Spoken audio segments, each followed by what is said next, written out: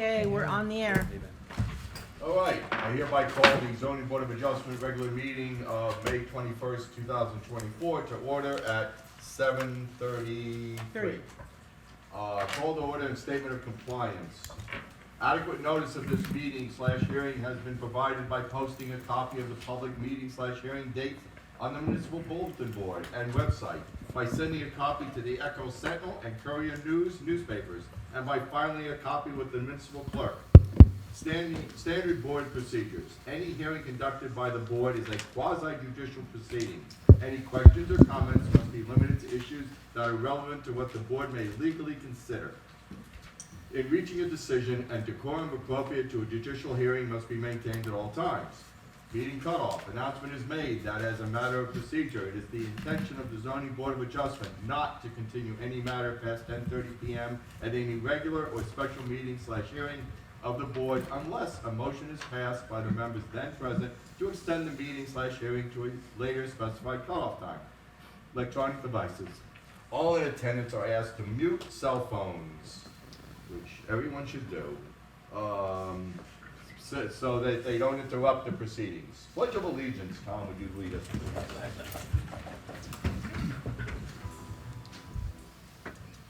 Pledge allegiance to the flag of the United States of America and to the republic for which it stands, one nation, under God, indivisible, with liberty and justice for all. We're going to sing the national anthem too? Yeah. Roll call.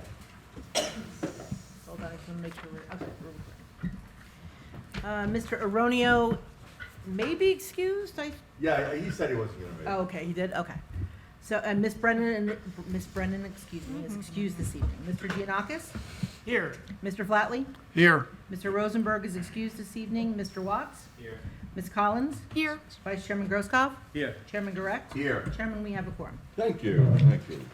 Now, we have meeting minutes to go over. Meeting minutes of April 16th and May 7th. Let's do the April 16th one. And has everybody had a chance to look them over? Are there any amendments or changes or corrections to the minutes, whether they be grammatical or structural or substantive? No? Okay. Do I hear a motion to accept the April 16th, 2024 minutes as is presented? So moved. There a second? Second? Somebody? I wasn't here for that meeting. Somebody? Second? I wasn't here. Oh, my God. I'll second it. I didn't realize the rest of you guys weren't here. Oh, Meredith, you were here. I was here. Okay, you should have seconded. What are you doing? Second. Okay, good. All right, all in favor? Aye. Aye. Oh. Eligible. Yeah, all those eligible. Aye, okay, good. Now we got the May 7th meetings minutes, and the only people that weren't here were Gary, Meredith, and Steve, but Steve can't vote anyway. Did everybody had a chance to look at them? Any corrections to them, substantive or otherwise? Hearing none, do I hear a motion to accept the May 7th, 2024 minutes as presented? Motion to accept. Second. Second. Okay, all in favor of the people? Aye. Okay, good. Did that. Now, we have applications currently before us. We have the bulk variance, block 14206, lot 1, zone R-2. Address is 151 Forest Drive, application number 24-07Z. Steve and Kathleen, G-E-N-Y-K. Genick? Genick, okay, thank you. Hard G, Genick. Applicant proposes to replace a deck in the rear of a single-family residence. All right, the applicant is here, I assume? Yes. Okay. Do you have any other witnesses besides yourselves? Okay, that's fine. Could you swear them in? Absolutely. Swear everybody in. Right. Before I do that, Mr. Chairman, I'll just point out for the record, I reviewed their notice. It's good. The content was good. It was timely served. Sent to owner, well, it was published in the Echo Sentinel on May 2nd, 2024, which was more than 10 days in advance. And also the applicant submitted a certification noting that they did send it by certified mail more than 10 days in advance of tonight's hearing. I don't know the specific date, but I have the certification from them. So in my legal opinion, the board has jurisdiction over this case. And with that, I will swear everybody in. If you could all please raise your right hands. Do all of you swear or affirm that the testimony you're about to provide will be the truth, the whole truth, nothing but the truth, so help you God? I do. All right, thank you. Appreciate it. All right. All right. Thank you. Would you introduce yourselves? I'm Kat Gannon. Hi, Steve Gannon. Thank you. Proceed. Okay, thank you. I want to thank everybody for your time and having us this evening. We are relatively new residents in the community. Sir, can I stop you real quick? Could you just try to speak into the Yeah, microphone, you please? gotta pull that. Unfortunately, we have a mic shortage. We have a shortage of mics, so you have to speak right into it, Yeah, well, sorry. people watching at home too, so. Yeah. Appreciate it, thank you. It's televised. Yeah, sure. My wife and who else? Yeah, right. I could name. Tell all your friends and family to watch? Yeah. Okay, good. So again, Kat and Steve Gannick, Yeah. we're relatively new residents to the community. We're thrilled to be here. It's a wonderful place to live. And we live at 151 Forest Drive in Sterling. We have a project that we would like to talk about tonight. My wife, who's much more qualified than me, is going to go over the actual project, and we'll both try to answer questions Okay. to the extent that you have any. And again, thank you for your time. All right, thank you. Go ahead. So. we, Talk into the mic. Slow That's okay. down. You don't have to look at us, just talk to the mic. So this is a deck project. We inherited a couple things, and one was an old deck and an old hot tub. Okay. And we had the hot tub removed. It's an old redwood deck. Oh, you're not putting it back? Oh, okay. Yes, we're looking for old rotten materials to go. So there's some decay on the deck, certainly underneath where the hot tub was. And the previous owner also did very steep steps, and by steep I mean 8 inches tall, Oh. 11 inches wide. And we have toddler grandchildren, and actually my husband wasn't able to walk at all last year, but Oh, we're here today. So it was really a problem last year. It was significant about how hard it was to get up and down those stairs. And they go steep. Okay. So what the deck does is stretch out the stairs so that you also, when you come out of the sliding glass doors, you have a teeny space before you hit the steep stairs. So it stretches out, it starts the stairs a little bit later, and it turns them so it's not directly straight down. So okay. if anybody was to fall, they fall after 4 steps instead of 10. And the steps now will be 7.5 high and 14 wide, which is much easier to get up and down, and maybe allow us to retire here. So to do that, we have to, yes, please. So to do that, we have to kind of square off the deck. It has to come out a little bit. So I think we have a drawing where kind of the red marks, which is squaring it out. Okay. pulling So out that's in addition to what's there already, right? Right, so the red squares it out and it creates a, just a larger landing pad. Where am I? Yeah, we've got it, yeah, So yes. we're not literally leaving the house Okay. as a 2.5-year-old, as a working granite. So it widens the deck in the narrow spot there. It does, it takes it out so the stairs can start and have room to stretch. Okay. Now, the stairs itself are over an already it's a patio. Okay. So it's already there, we're stretching the steps, but these red spots are over dirt. Okay. And we only lose one pine tree. So we've actually been able to preserve the landscaping too, so that's the project. It's really more a safety thing, and we're replacing it with modern materials. Okay, you're replacing with non, Yeah, it's AZAC, yeah, and then a AZAC, more right. kind of plastic, yeah. That So seems it's to be modern the, thing, materials yeah. and just creates kind of safety steps. Did you say you removed the deck already, the existing No, one? no, It's no, still we there? haven't done anything. Okay, No, We're okay. here first. Okay, Yeah, Yeah, yeah. okay, just making sure. So nothing's been done, it looks exactly The hot like tub the, was removed. well, yeah. So now we know Okay, it's that's what rotten, yeah. you meant, okay. But hot tub. the deck looks like the photographs that you gave us, right? Yes, and I Okay. actually, because I think there was a question about the pad, I took a video if anybody wants to see it yesterday. Just get Yeah, a okay. perspective If anyone, of the narrowness of stuff. Yeah. You said a video. I don't know if somebody wants to see that, we can. Yeah. So, you're replacing the railing, the fascia board, everything? Everything goes. How about the footings too, or they're, Well, because the steps are gonna be stretched out, we do have You have construction to- you have drawings to too, which change you some guys did, footing. but I'm happy to submit them. Okay. There's gonna be 2 extra footings okay. for this, because of the steps. But no extra footings for the extensions of the, will you extend the deck further out? You need more footings for those? No, Okay. I have the construction Okay. drawings, so I don't really know how to read them. Okay. But I know it says what we need. You didn't submit them already, or?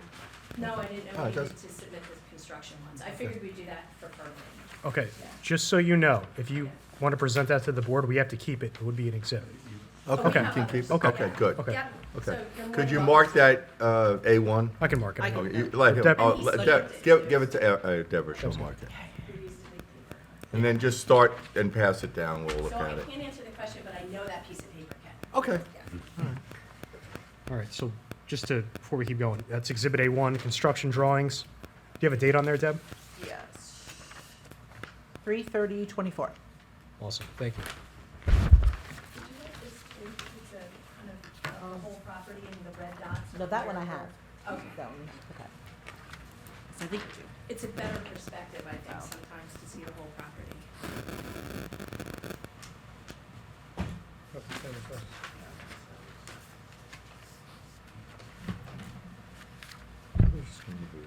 Impervious coverage, right? Lot coverage, residential, there's 2 sheds too. Oh, okay, where's, Let's take a lot coverage from that. for the upper yeah, sheds. where is that? That was in Liz's note. Oh. Well, this is my, I put these, this is like Oh, that was my in own. Liz's? I didn't see it. This document? Is that what you're talking about? Oh, Yeah. this is mine. Oh, that's yours. Yeah, I put that together. Maybe a little cheat sheet. Yeah, oh yeah, makes it a lot easier. Are these the steep steps you were talking about? Yeah, It says in our, I did a video. our planner's report that you want a permit to remain a residential shed of 200 square feet where a maximum of 100 square feet is permitted. This is an existing condition, and to permit a residential shed set 2.8 feet from the rear lot line where a minimum of 10 feet is required. Is it one shed? Yes, One shed, yeah. okay. And we inherited that. No, I too, understand so- that, I'm just, you have one shed, Yeah, it's bigger than what is supposed to be there, plus it's only 2.8 feet from the rear lot as opposed to 10, okay. Yeah. What's behind that shed, what's around the shed? it's actually Trees? my neighbor's shed. The two of our sheds. Oh, kind of oh, back oh, up to okay, each other. so Yeah. one shed We're looks. shed to shed. Okay. They're probably, they're. Closer probably- too, yes, obviously. So, Okay. we have amicable sheds, yeah. So, we won't tell them you routed them out. Your shed's bigger though. Is it? Just saying. Oh. If it isn't, Shed then- it, shed envy. Shed We envy. like them a lot. Okay, won't do that. And your intention is to keep the shed, correct? Yes. Okay. Well, we just store the pool, I mean. Is it in decent, good condition? Yeah. Okay, it's not like it's rotting or falling down, okay. I do have a question. Yeah. Yes. You said that directly north of you is your, or directly behind you is your neighbor. And it actually says here, under the site description, I'm just curious, it says the property is owned by the U.S. Department of Fish and Wildlife Service and is part of the Great Swamp. So we have 3 neighbors. Okay, Their federal government's one of them, right? and then a neighbor on Carlton Road, Okay, who we've never met because I think they have like 11 acres. right. And we're at the end of their 11 acres. Okay. And then, if you're looking at our house, so we have Carlton Road neighbor, we have federal government, and then we have neighbors to the left of us. Okay, and that's where the shed is to the left? Yes, and Okay. we're shed to shed over there. Okay, so it wasn't the rear, it's on the more the No, side? correct. Okay. Yeah, it's on the side. Okay, that, I think that's what confused her. Speaking of your neighbors, Yes. I noticed our board planner, Liz, that's her over there. In her memorandum, she noted that there's a fence on your property that also encroaches onto the adjacent north and west lots. Or does it? I think that's my question to you. Well, that's what it looks like on the survey. We never did a survey, so we inherited that too. So Okay. I think it does in 2 spots. Yeah, one of them is the U.S. government. I'm just highlighting it because it's on the survey. I think we should Yeah. just note it. Yeah. I don't What necessarily. was that again?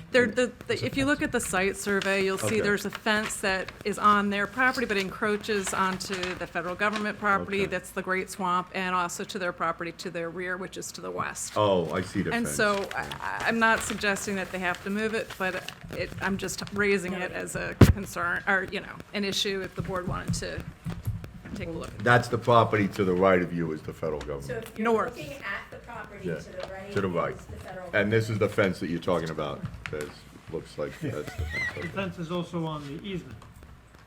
On the what? On the easement, there's a 20-foot wide easement. Yeah, that's a Drainage easement? drainage easement, it's a Yeah. 20-foot wide drainage easement. Fences can be on drainage, on easements, that's why. Okay. Yeah, and then in the back, it goes a little bit to the back neighbor too, and that's got the 11 acres. He has the 11 acres. Okay. This is, And that fence, what kind of fence is that? It's like a metal, it goes around the pool, so I would say it's about this high. Oh, it's a 4-foot fence? Yeah. Okay. Okay. I wonder so- if in any of the pictures, there may be a, I guess you just took photographs. the No, I architect don't probably see it, took it's just photos. the, it's on It's center green. land, yeah. yeah. That's And a, actually, it's covered in all of the great swamp growth, oh, so you can't really, it looks like. Can't even tell it's a it looks fence. like hedges right oh, now. looks like that is, okay. So it's actually, it's a backdrop for your, it's a vine grower or Yes, whatever. yeah. exactly. All right. So, sorry. Go ahead. No, I wanted you to ask a question. Oh, okay. So, and perhaps you've already said that, but to the west of the pool, on your site survey, it says concrete, there's a concrete pad? Right, it's a seating area. Okay, So it's a seating area with couches. got and it. a fireplace that I'll never light because there's pine trees behind it. You just see it on Okay. That was there when we moved in. Yeah, It- but it's a it- seating area. It's not fine. like I just a- wasn't sure what it was used for. Yeah, Okay, it has walls and lighting. got it. I see, okay. Yeah, it looks like. Yeah, you can kind of see how we have the little wall around it and the two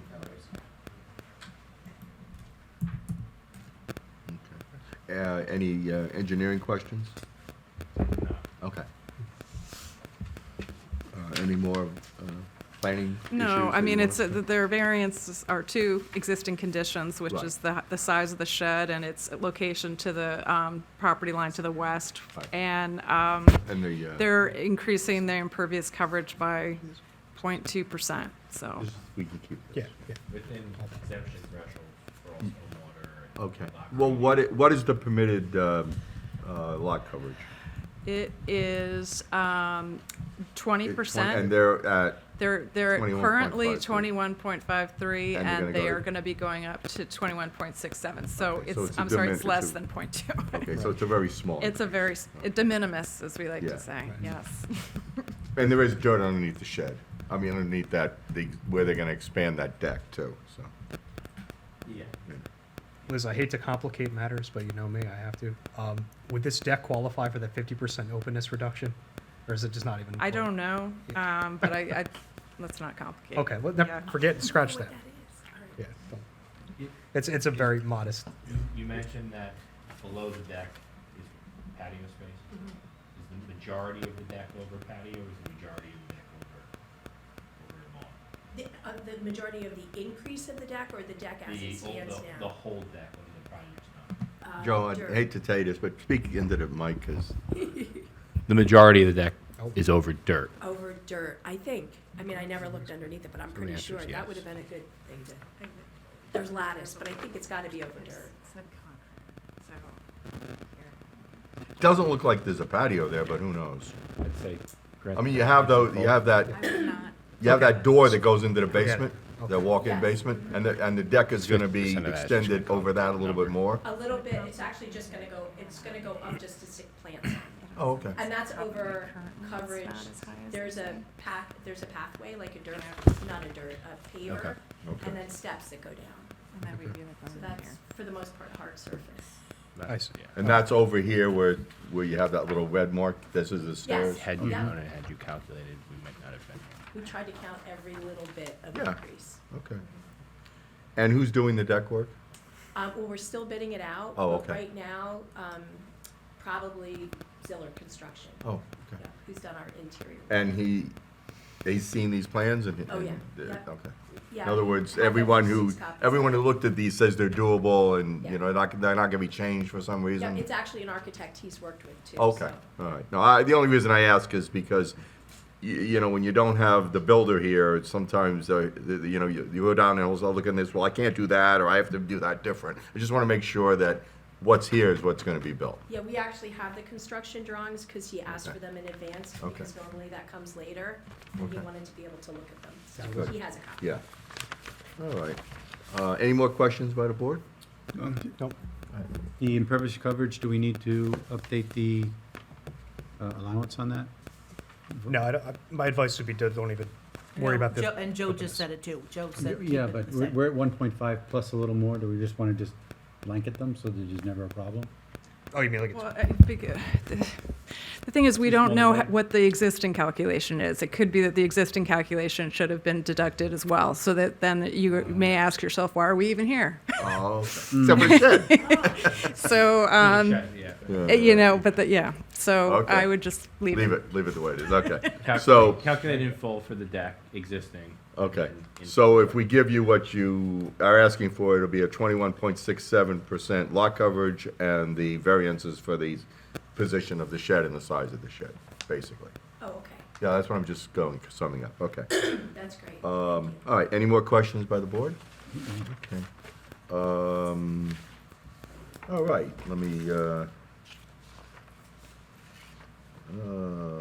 Randall, you want to start the deliberation? I don't think there's much to deliberate on my end. Good luck with the bidding process, because, you know. Well, we got to do it formal here. Yeah, no, I will, I'm planning on voting yes. You know, sounds like you may not have even needed to be here, but you kind of got things the right way, which we really appreciate. The plans were, you know, easy to follow and everything, and, welcome to the neighborhood. Oh, Yeah. we're so psyched to be here. Gary? Yeah, thanks for going through the process, and I'm glad that you're gonna make the steps Microphone, Gary. safer. A little bit. Is your mic What do on? you think? I'm glad that you're gonna make the steps, do I have to hold it down? I don't hear myself any different, Yeah, I okay. hear you. Glad that you're gonna make the steps safer for everyone to, you know, go up and down. Meredith? Well, I was just going to say too, you know, good luck with your project. It doesn't appear like, you know, obviously I think the benefits greatly outweigh any detriments. You know, doesn't seem to be, it's de minimis, you know, the max lot coverage, you're going from one number to another number, which is minuscule. I also made a point too of taking into consideration the fact that you were going to make the steps a lot safer, build back something that's more aesthetically pleasing, but something that's also safer. And I'm inclined to vote yes on this. Tom? I agree with all my colleagues, particularly the fact that you bothered to come in here with such a small project.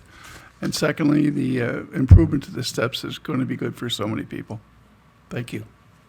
Right, Mr. Vice Chairman? Thank you, sir. I concur. The fact that your property is just nestled into the woods and nobody would have seen this, and you ratted yourself out and went through this process, thank you. You're welcome. We respect this process, and that's one of the reasons why it's so beautiful to live here. Well, yes, We care about your properties. we thank you for that. It's far too often too easy to go ahead and do something and not ask permission. We get a lot of people asking forgiveness. But thank you, and I do believe this will make your deck more useful. It'll make it safer as far as the ingress and egress on the stairs. And the shed, I know it's not easy to move a shed, so it's not really bothering anybody there. So it's probably fine, and, you know, like you said, it's shed to shed, so. You know, if you ever buy a new shed, then that's the time to, you know, move it back 10 feet, basically. We probably will never buy it. No, I'm just saying. But, I also would be in favor of it, because I think you've met all the criteria. You testified and answered all our questions. You've answered the concerns of our planner in her report. And thank you for the drawings and the photographs. And I would also vote yes. Mr. Chairman, I do believe we need to confirm there are no members of the public here. Oh, yes, I'm sorry. I am very sorry. No worries. Any members of the public that have an interest in this application that would like to speak, ask questions, make comments, or anything? Okay, hearing none, I didn't close it think to the so, public. but just wanted to say it on record. Thank you. You know something, I was thinking that, and I completely forgot, because I know we have two other applicants, and I figured they all belong to them. Exactly. Yeah. But you don't know, so thank you for reminding me. Now we can have a. Now it's formal, now it's legit. Yeah. Okay. You didn't piss off any of your neighbors, good. Okay, can I hear Do you want a quick summary? yes? Okay. All right, Mr. Chairman, applicants here are seeking 3 bulk variances, one for lot coverage, 20% is the maximum permitted, they're proposing 21.67%. Second is for the existing residential shed size, 100 square feet is the maximum permitted. They're proposing an existing addition of 200 square feet. And finally, an existing residential shed rear yard setback, 10 feet is the required minimum. proposing and existed is 2.8 feet, and I don't believe there were any conditions to speak of other than the normal boilerplate stuff. So Okay. that's about Very it. good. Roll call, please. How Oh, do about I hear a how about motion? motion and- Do I hear a motion to approve this application? Motion to approve. Second. Okay. Roll call, please. Thank you. Mr. Giannakis? Yes. Vice Chairman Gruskoff? Yes. Mr. Flatley? Yes. Mr. Watts? Yes. Ms. Collins? Yes. Chairman Correct? Yes. Motion carries. Thank you. Thank you. Congratulations. Painless. Thank you, yes. Thank you for coming prepared and And thank you so much for letting us figure it out. It's Fine. hard to fill out. yeah, Happy sometimes. to have you. That's what I do. We'll be in touch. Glad we you're walking appreciate good you again. coming and enjoy your pool and your new deck. Thank you. Enjoy your toddler grandchildren. Yeah. Yes. Well done. All right. The next one we have up is block 1400, lot 25, zone R3, known as 837 Milesville Road, application number 24-02Z. The owner is SF Holdings LLC. Applicant proposes to construct a new single-family resident, pool house, and sport court. I don't know what that is, sport court, but whatever, we'll find out. And is the applicant here? Yes. Okay, you can have a seat at the table if you wish. Mr. Chairman, I'll just point out for the record, while Yes. I believe applicant's counsel is approaching, I reviewed their notice. I found both the content and timeliness of service of such notice to be sufficient to give the board jurisdiction over this case. It was sent to owners of property within 200 feet of the subject property on May 10th and published in the Echo Sentinel on May 9th, both more than 10 days in advance of tonight's hearing, and thus, as I stated, the board has jurisdiction over this case. Thank you. Now, I'm going to ask ahead of time, just so Gotta I double don't sign. forget you guys. Is there any members of the public that came to speak about this application? Okay, I'll ask again, but this way it gives me a head up. Good thing. Okay, thank you. Okay. All right, guys, so have a seat, set up, and you can give us a little summary. Yes. You have to sit down and talk to the mic. Unfortunately, we have a shortage of microphones. Usually I'm used to standing up. but That's okay. I can adapt. Mr. Chairman, ladies and gentlemen of the board, my name is John Barbarula, and I will be presenting the application tonight on behalf of the SF Holdings. I have potentially 3 witnesses. I have the owner, who is also the builder. I have Eric Wilson, PE, who will be our engineer. I have our architect, Amon Sadra. And those are the expert witnesses I have. I will be starting with Eric. I assume he can go to that microphone? Yes, and we have, I guess he came up with his own, we have well, you have your own, that's fine. Would you just give us a summary of what the project He is? sets up, this property is extremely woody. I'm sure you will have been by it. It also is rather hilly, as is typical of the township. When you look at the aerial viewpoint of this particular property, you look at the Google Earth and the drawings, the rendering that we have in part of the plans, you'll see that it's really densely populated with trees. Our purpose here is to keep that type of ruralness and aspect. Probably, unless you stop on the road, you probably never even saw the house, how big it is. When you stop, then you can look in because it's pretty low. So one of the things you'll see with what we're intending to keep as much natural shrubbery as possible. You'll also see that despite the fact that we have to build in critical areas, because just there's no place to put it, we have located the amenities in the areas that show on the plan as white, which are non-critical areas. So you see that the majority of the amenities are there. You also will see, and I know you all have been through this many times, and you have an excellent engineer or planner here. You also see that the house itself is also being rebuilt. The old house is being torn down and it's being rebuilt in another area that's primarily non-critical area. As you look at it, you see the white, you'll see superimposed the house, and under that you'll see the areas of that that pink, that kind of pink color. We have, Fuquana is the owner, is a premier builder. He, this project here will be in keeping with what the new developments are in the community. To answer your question is, what is a sports court? Well, it could be a pickleball, it could be half a basketball. It's to have the ability to meet, because this is more than likely going to be a family with younger people. And this is to meet those kinds of needs and to keep the rest of the lot in its natural state. Okay. So by having this particular aspect, number one, you have to build towards the community. This community, the new houses on any kind of lot that's relatively big, they all have pools. A lot of them have tennis courts.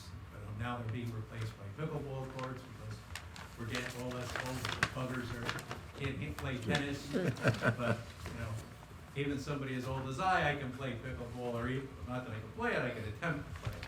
But these are the kinds of amenities, and we have taken this project, much to my client's chagrin, has been in a planning stage for over a year. Okay. And my client and his professionals have really developed this so as to minimize the effect of the topography, to utilize the mainly the critical areas, and to build a product that the community itself can be proud of. We have those variants, obviously, of building in critical areas, which are indicated on our plan, but we also have, because of the height and the topography, we also have a height variance. Now, Amon will come up here and he'll describe the house. He'll go through it and you have the plans, and it's a colonial house. And what you normally have is a lot of the roof is a very dramatic aspect to every house when you have a colonial aspect like this. And there's two main aspects that Amon will testify to, is the aesthetics and the fact that, other than maybe this year and maybe it was the year before, you actually get snow here. Most people may have forgotten that we get snow in Orange County and North Jersey, but you do get it. So one of the reasons of the pitch, and Amon can tell you that, is that the pitch is going to be able to shed snow. So that's basically what we're looking at. There's a couple of comments to your engineers in terms of the site, in terms of whether or not there's landscaping. And again, as my experts will back up my statements, we're going to try to keep as much of the natural conditions as possible. However, this will have a substantial amount of landscaping once the house is built. But we're trying to keep all of the dense woods intact. The nature of that. You're trying to keep the nature of nature. Well, yeah, because quite frankly, people like the idea of when they finally get off the 78 and they get to have the enjoyment of getting off of that and coming in here, they like to have the trees around. Because what you could tell, this being the first day out of good old May, instead of having to wear my mufflers at 32 degrees in the morning, we had 89 degrees right before I came in. And you can tell from the highway, it went down 5 degrees. So the reason it does that is because you maintain your natural woods, and that helps with that. How does this house, well, maybe your experts will say, how does this house sit with the rest of the neighborhood as far as? Well, there's not really, that's No really material. not a neighborhood. Okay. It's really like an isolated situation, because when you look at this, and you look at the development, the neighborhood is really behind it on Spring Street. Right, And Springbrook. This being out on Myersville is really, I mean, the lot's that big that it really is not like you don't have somebody that you could, there's no way you're gonna touch the neighbor. Or compare houses, or? Yeah, and it's, Mr. Chairman, it's very difficult when you look at that, because if you look, the distance of those lots are much bigger than the Springbrook lots. Yeah. And I couldn't say that it's really a neighborhood, but is this house in keeping? I do tons of real estate, and I do land use everywhere. I'm I'm the board attorney in Butler, Riverdale, and Englishtown, and I do this all over the state, and this is in keeping with being built. Bless you. Bless you. Thank you. Sterling. Okay. When you see any of the houses of this, lots of this size, acre and above, this is the kind of house that you're seeing. Okay. And that's what that's what the neighborhood, that's what this township is basically pulling out. Okay. And this house is gonna be a very big addition. Good. With that, with your permission, Mr. Chairman, I'd like to call Eric Wilson, a professional engineer from Hauser Engineering. Hauser Engineering was the engineering firm who prepared the plans that you have. That is entitled Layout Grading and Soil Erosion and Sediment Control Plan. And with that, I'd ask your attorney to swear and Yeah. Right. qualify him. with Yes, this. you can swear me And in. Mr. Barber, a couple of housekeeping things. Why don't we do I call it a mass swearing. We got all your witnesses, our board professionals, so we don't have to derail in the middle of the proceedings. Juan, will you come up too, because. Anybody's gonna be if testifying. somebody has a question about the company or Yeah. the beautiful houses you build. Let me see you. space, Got to see your hands. Come Raise on. your right hand. Okay, I can see it over the top. Okay, do all of you swear or affirm that the testimony you're about to provide will be the truth, the whole truth, and nothing but the truth, so help you God? You do. All right, great. Thank you very much. And Mr. Barber, real quick before you get started, the plans what the board is looking at right now, those were revised January 18th, 2024? Yes. Okay, just making sure it's the There's same thing. no changes on those? No. Okay. Does test your mic, does it work? Oh, looks No. like it might be dead. Hold on. That's the first thing we do around here is check the mics. Batteries go out quickly.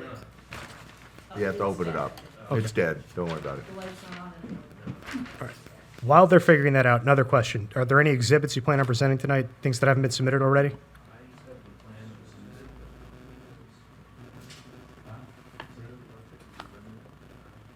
The architect has a rendering. Okay, we can just deal with it. We'll mark it when he comes up. Okay, yeah, I'd just like to get it all done at the front end so we don't have to, derail it all. This is always good, that's what you say, oh, the public. Right, exactly, We always have color renderings we have to mark. right. Well, people like to see, you know. like to see Testing. something. Yes, good. Now it works. All right. Okay. So, he's your He's my engineer. engineer. Okay, is your license current? Yes, sir. Okay, and what other boards have you testified before? Most recently, Wayne, Franklin Lakes, Bergen County, Passaic County, up in Sussex County, the towns of Sparta and Byram, as well as Maplewood and Summit. Okay, you're qualified. Thank you.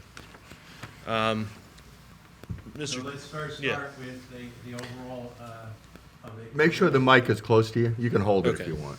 Oh, wait, hold on. Can I pick it up more? No, I don't think think it so. goes Not that one, no. Just How's hold it. this? Yeah, good. All right, great. You want to go through and just describe to the board the project itself? Sure. So, as you're aware, the property we're talking about tonight is located at 837 Myersville Road here in the township of Long Hill. It's identified on the tax maps as Block 14,001 and Lot 25. It's a 78,147 square foot lot, which is conforming in your R3 zone. How many acres is that? A hair less than 2. Okay. 2 would be 80-something thousand. It's currently developed with a single-family home that's in a pretty dilapidated condition. The lot's pretty overgrown. Had the opportunity to go by just before the meeting just to, double check the condition. Hasn't changed since the time, we... Hasn't fallen down? No, it's still there. It's still there. Standing strong. Built in 1900. They don't build them like that anymore, right? If it wasn't, it would have been it would have been down already. Yeah. So the property has a lot of critical areas on it. Your ordinance defines slopes in excess of 15% as critical areas. From an engineering perspective, 15% really is not that steep of a slope. We very regularly will grade, and you'll see it in areas here on our plan, where we'll grade up to 1 foot in drop for every 3 feet in run, which is 33%, and for any soil type and any condition is stable.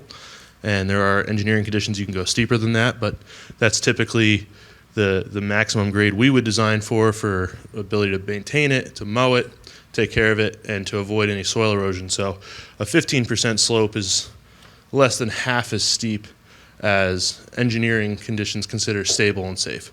I just want to mention that because although most of the site is covered by these steeper slopes, except for in this area up here to the south, most of it's closer to that 15%, 20% number.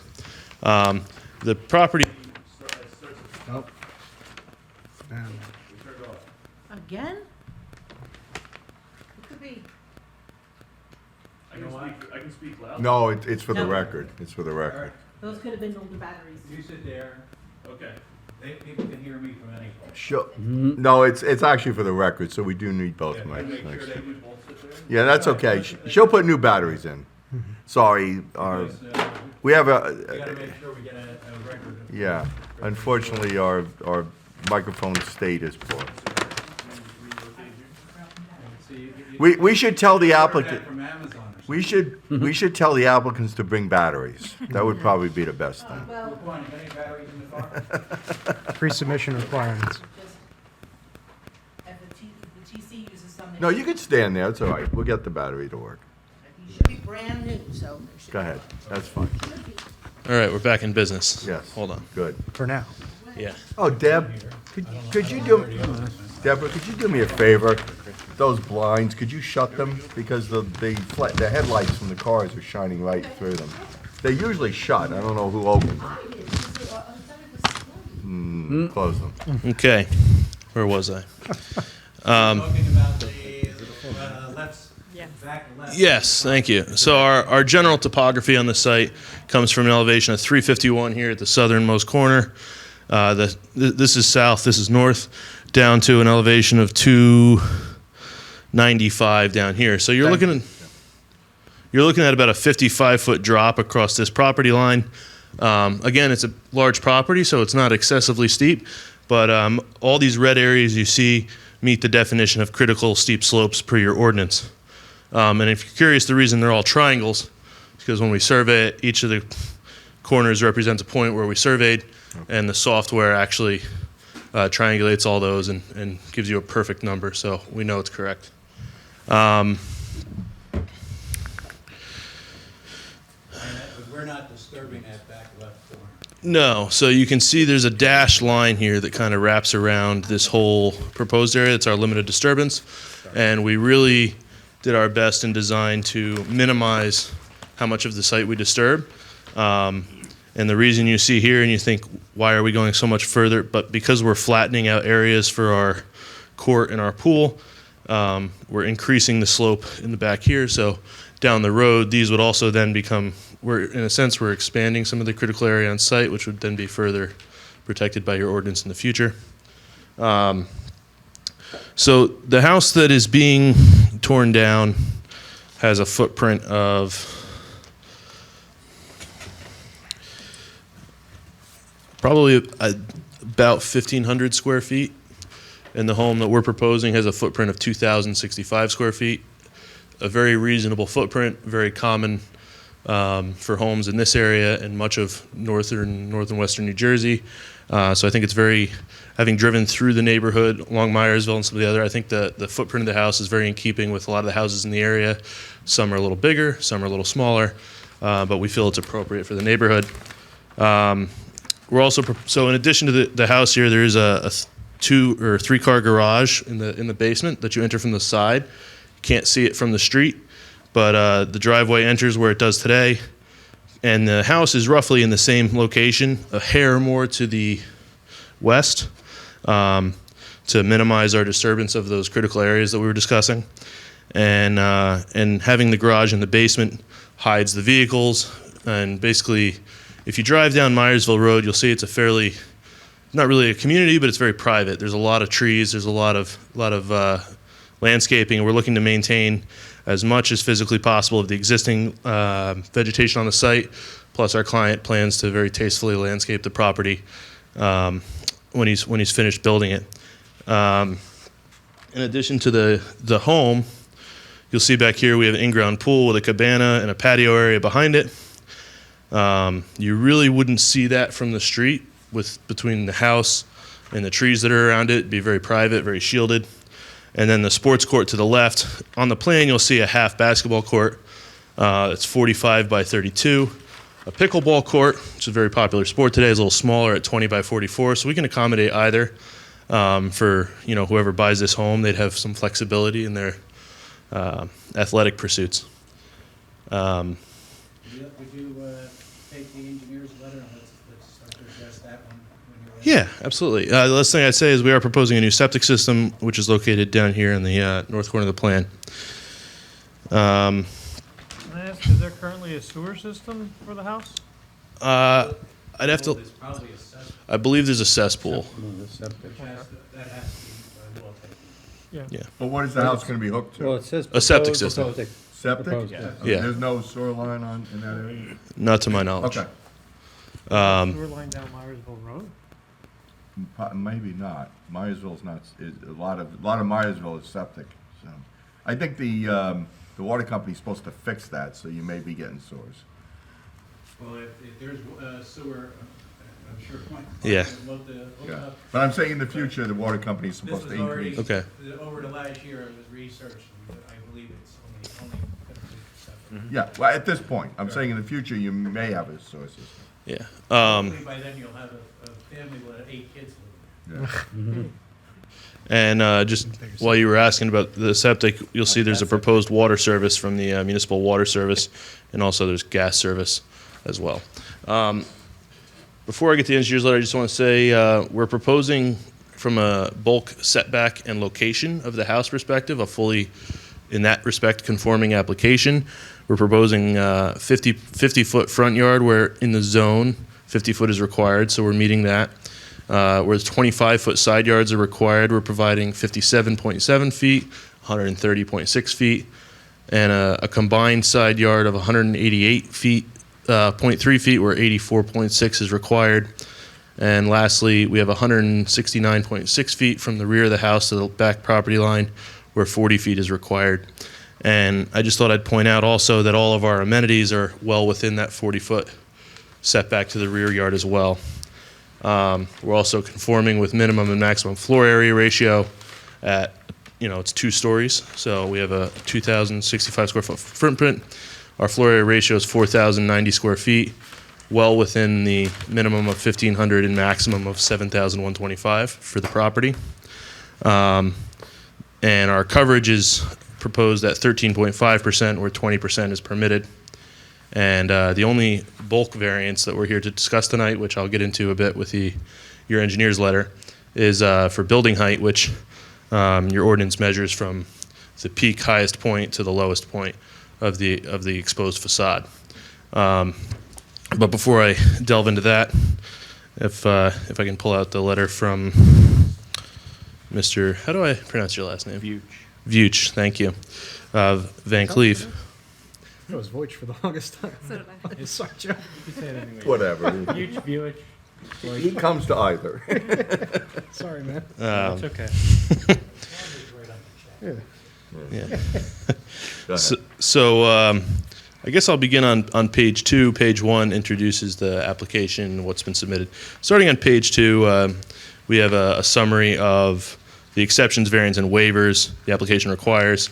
So the first I'll address is the height. It's the section item 2.11.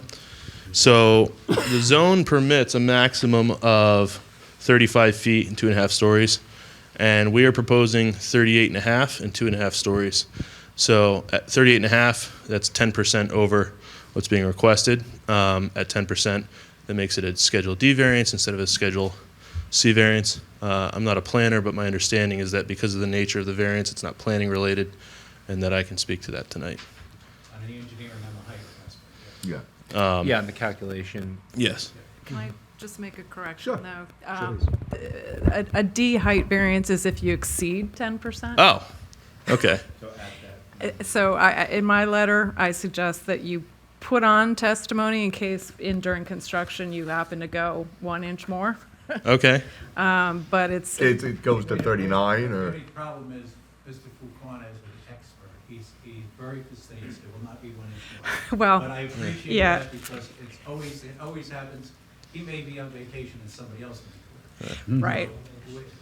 Let's Yes. put it at 10 more. 10 or more. Okay. So as the ordinance measures it for the, the highest point to the lowest point. So the area where we have this condition of exceeding your ordinance requirement is along the left side of the house here where the garage is. That area compared to the rest of the surrounding grade is recessed by 3.5 feet.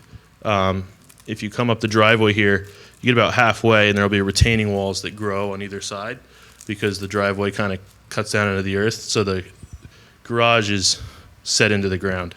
So from the front facade, it'll be 35 feet, which would be compliant with the ordinance.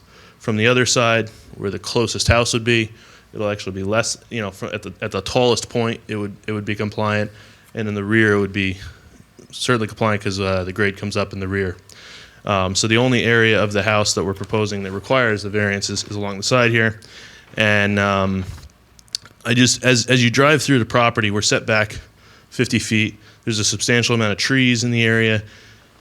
You really would not even be able to see the section of the house that would exceed unless you enter the driveway and come up to it. It'll be barely visible from the road from a standpoint of exceeding the height.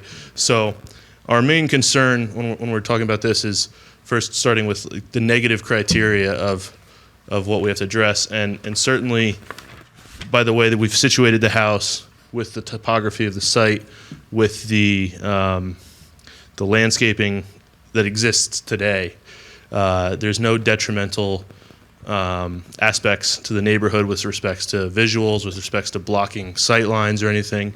The top of our house at even 38.5 above 307, which puts you at 345, which is lower than it's level with the back of the property. So someone standing at the back of the property could see over the house. This is as a result of putting the garages underneath. Correct. And not adding any additional structure, making more impervious surface, making a much bigger structure. By eliminating it, a lot of people do is a 3-car garage with a breezeway.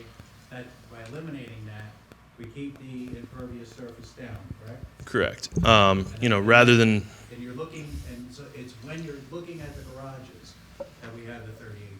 Isn't that correct? correct. And if you were to look at the architect's drawings for the elevations, you could see that side. And also, he can correct me if I'm incorrect in testimony, I believe from the elevations, the way the roof lines go, it's not this imposing, straight up wall that's 38 feet high. It's broken up with the way the roof is designed. So personally, I feel it is a very appropriately designed house for the neighborhood, addresses the challenges of the site with the topography, with the steep slopes, minimizes by putting the garage under the house, we're furthering the purposes of the municipal land use law and your land use law by minimizing our disruption of those critical areas to the minimum that we absolutely have to. We're minimizing impervious surface, minimizing stormwater runoff, and all the things that go with that. While I'm there, we are proposing 2 areas of stormwater runoff abatement, if you will. One up here by the pool, one below the house. In total, your ordinance calls for detaining and, in this case, allowing to infiltrate the soil 4 inches of rainfall over your increased impervious surface. Based on that requirement, we're required to address 15,574 gallons of rainwater, and our proposed systems will handle 15,843, exceeding that requirement. So we are compliant with stormwater, and I believe you noted that in the letter as well. So speaking just to close up on the height, though, we've minimized our impervious surface. We've minimized disruption of critical areas by adding the garage under the house. Unfortunately, that requires the height variance. From a positive standpoint, it keeps it a smaller footprint, which makes it look a little more rural, it doesn't look like this expansive property. Not that there aren't other houses that have those detached garage, we just felt it was more appropriate. Do you have any further questions for me on that point? I think that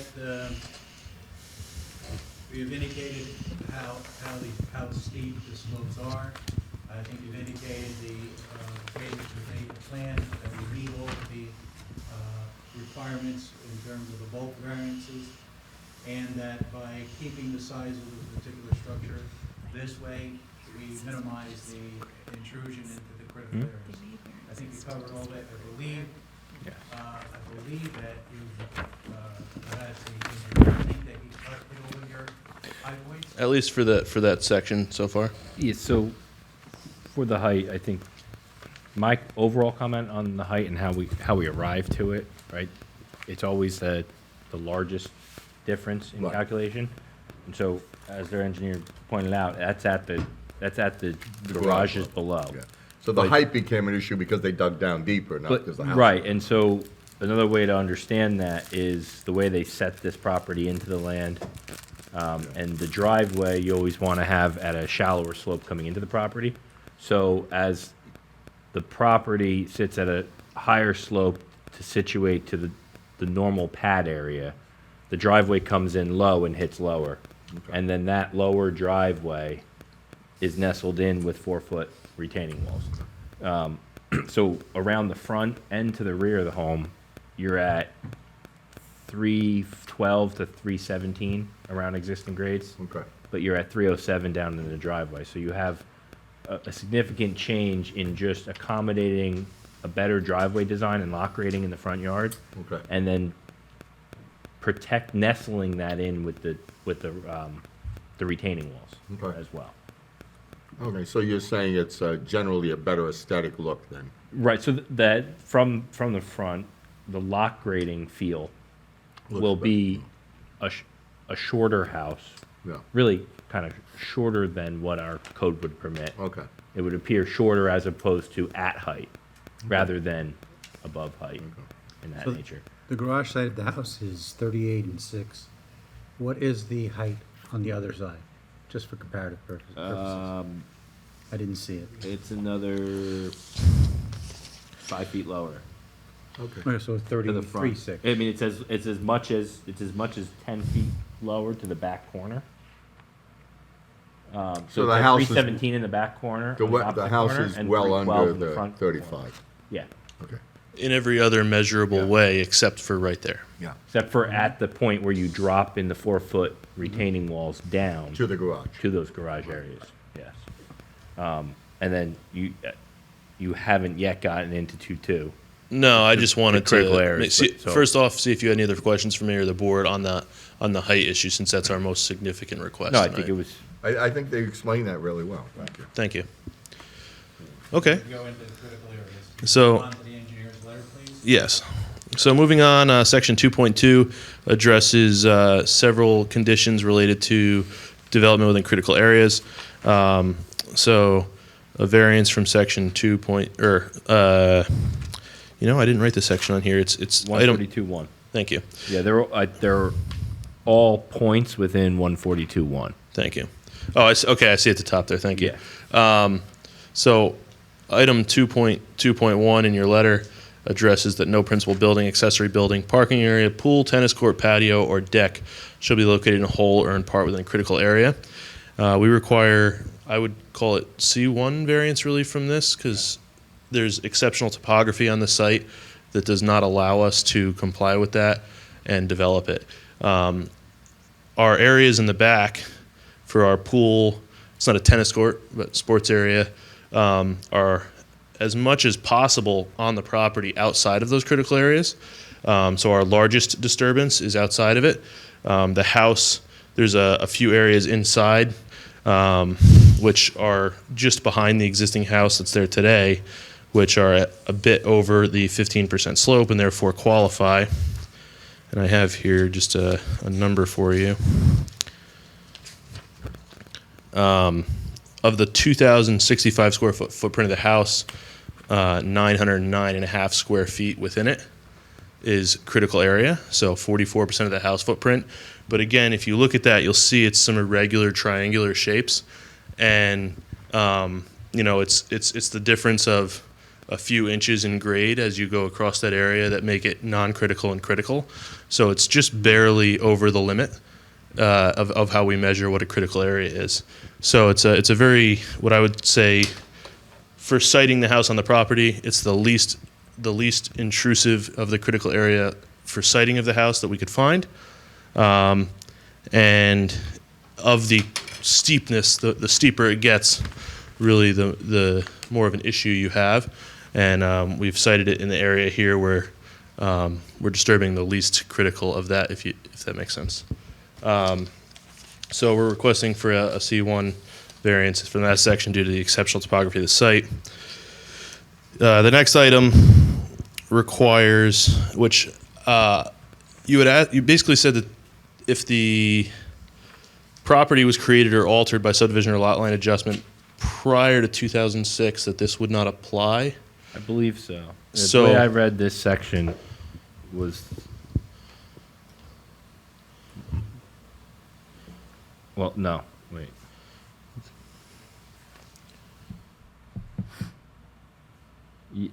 Yeah, that, perhaps if it was the lots created prior to 2006, this ordinance wouldn't come in play as a variance Right. That was on my this concern as relief. well.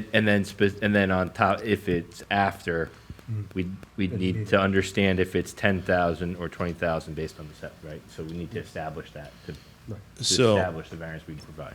With regard to the history of the property, the home was built from the records that we can find in the year 1900, thereabout. And the size property was what it is now? From everything I can tell, it hasn't changed at least since the 70s. I didn't go past that in looking at deeds. So it was before 2006? that Correct. anything would've- Yes. Okay.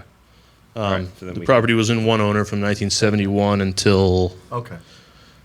2006 when somebody And died. we found and no it tran- records of any changes in that time period. Is that correct? I found no record You of it. found no records, okay.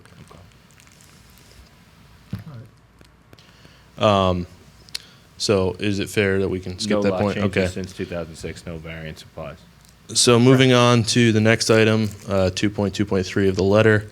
In addition to the maximum lot coverage requirements established by Schedule of Bulk requirements, no development in township shall provide more than 70% impervious coverage of non-critical habitat of the lot.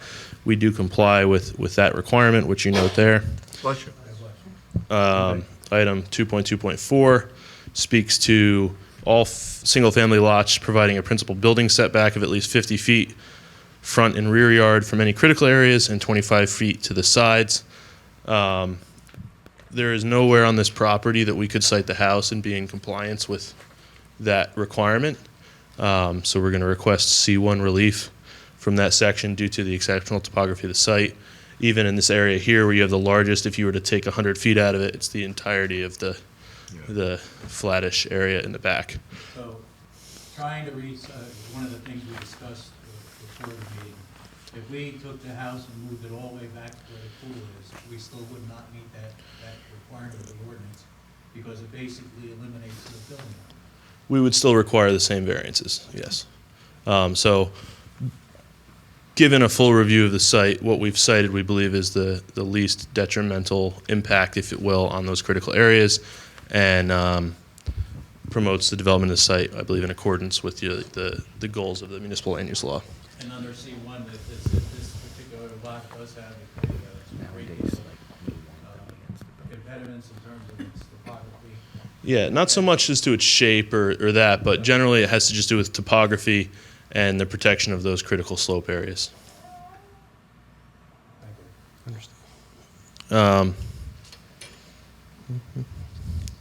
Question. Yes. The proposed septic area is very close to the road. Mhm. Do we have any setbacks for septic? The There are none? state health code requires 10 feet from the lot line. And that complies? And we comply with that, yes. And this is city water? There's no Yes. well? Okay. Which So is you don't have noted to worry there. about where it is to the well, okay. Correct, 10 feet to the right of the driveway. We have to be 10 feet away from the water line, but we're well in excess of that. Was there ever a well on this property since the house was There built? had to be at some. Yeah, I was figuring that if the house was built so old, but. The surveyor, hold on one second, I don't think, you just bear with me, I have the survey. Let me just see if they found it or not. Usually, because if they find it, they mark it.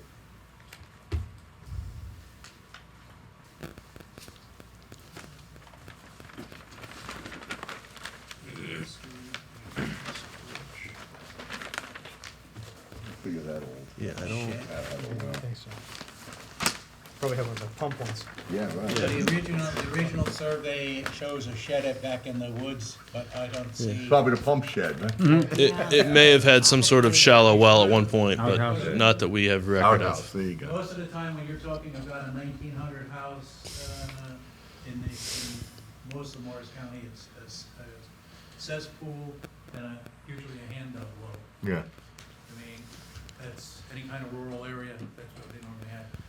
It doesn't have it on our Morgan and Morgan survey. It doesn't Okay. show any of the original, other than, like I said, a shed out, which could have been a well shed. Which, just, if you have any concern about it, if that were, during construction or demolition, they were to encounter an old well, that would be abandoned in accordance with the state's provisions for that, yes. Take that as a condition. But even, you could put it as a condition, but the state requirements, Right. there's no way around it, really. Yeah, but we always like to yeah. put that in Okay. there so we know. I don't object to that. I'll allow for the attorney to. It doesn't matter, Okay. because we have to comply with it. If Yeah. they're digging up, if you're tearing down the house, digging up the old foundation, if all of a sudden we find a well, we have to. Yeah, there's no way around that, so. And then, so we addressed the 2.2.4. So then the last section here regarding exceptions was really ordinance section related to generators, 134.8. Our generator is located within 10 feet of the building. It's over here to the area. Our reason for locating closer to the building is to just limit our disturbance further into those steep slopes. So we felt that that was appropriate. So we're requesting, I guess would that be C2 for that? That's a regular C variance. Yeah. And I think the benefits of keeping it closer to the house and not further disturbing the slopes than necessary address both positive and negative criteria for the C2 in that regard. So I have a question for our Yes. engineer.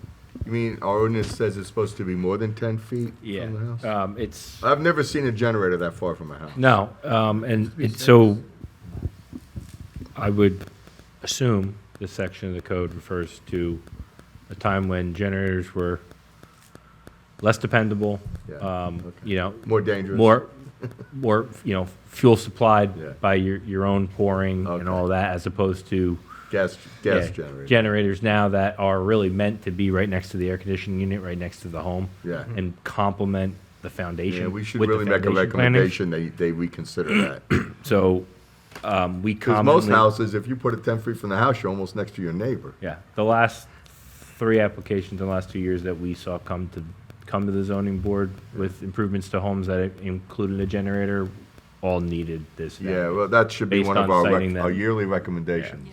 We don't have a setback from the house to the generator. Yeah. The way the ordinance treats generators, they treat them the same as any accessory structure, so that, if it's a shed, it makes sense, it would be 10 feet, but if it's a generator, it doesn't It make doesn't sense. make sense. So Because you're putting it under someone else's, It follows the uniform construction yeah. code. Yes. But it's gonna be under someone else's bedroom window, not yours. So where it is applicable is, say, at a pump station in the municipality, Yeah, right? right. Sanitary or water pump station, and you're having accessory power at that station, and you want it to be further away from the building. Right, but I not- think not in they- these residential Yeah, we should settings. probably recommend they reconsider that issue.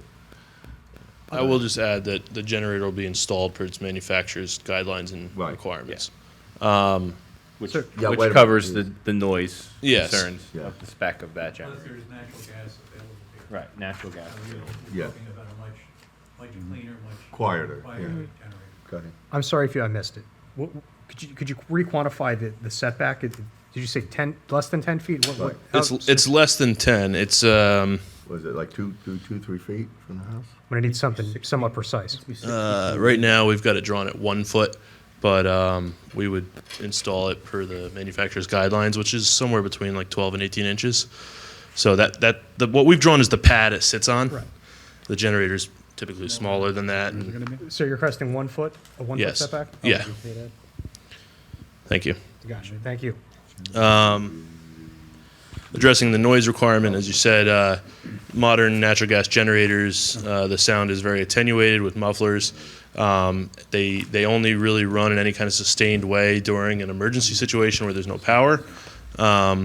That's how I know that the power's out at my house, is I hear my neighbor's generator running. And Then I you know went that out to plug I have it. to go out in my garage and plug mine in, unfortunately. But, Plug it into his.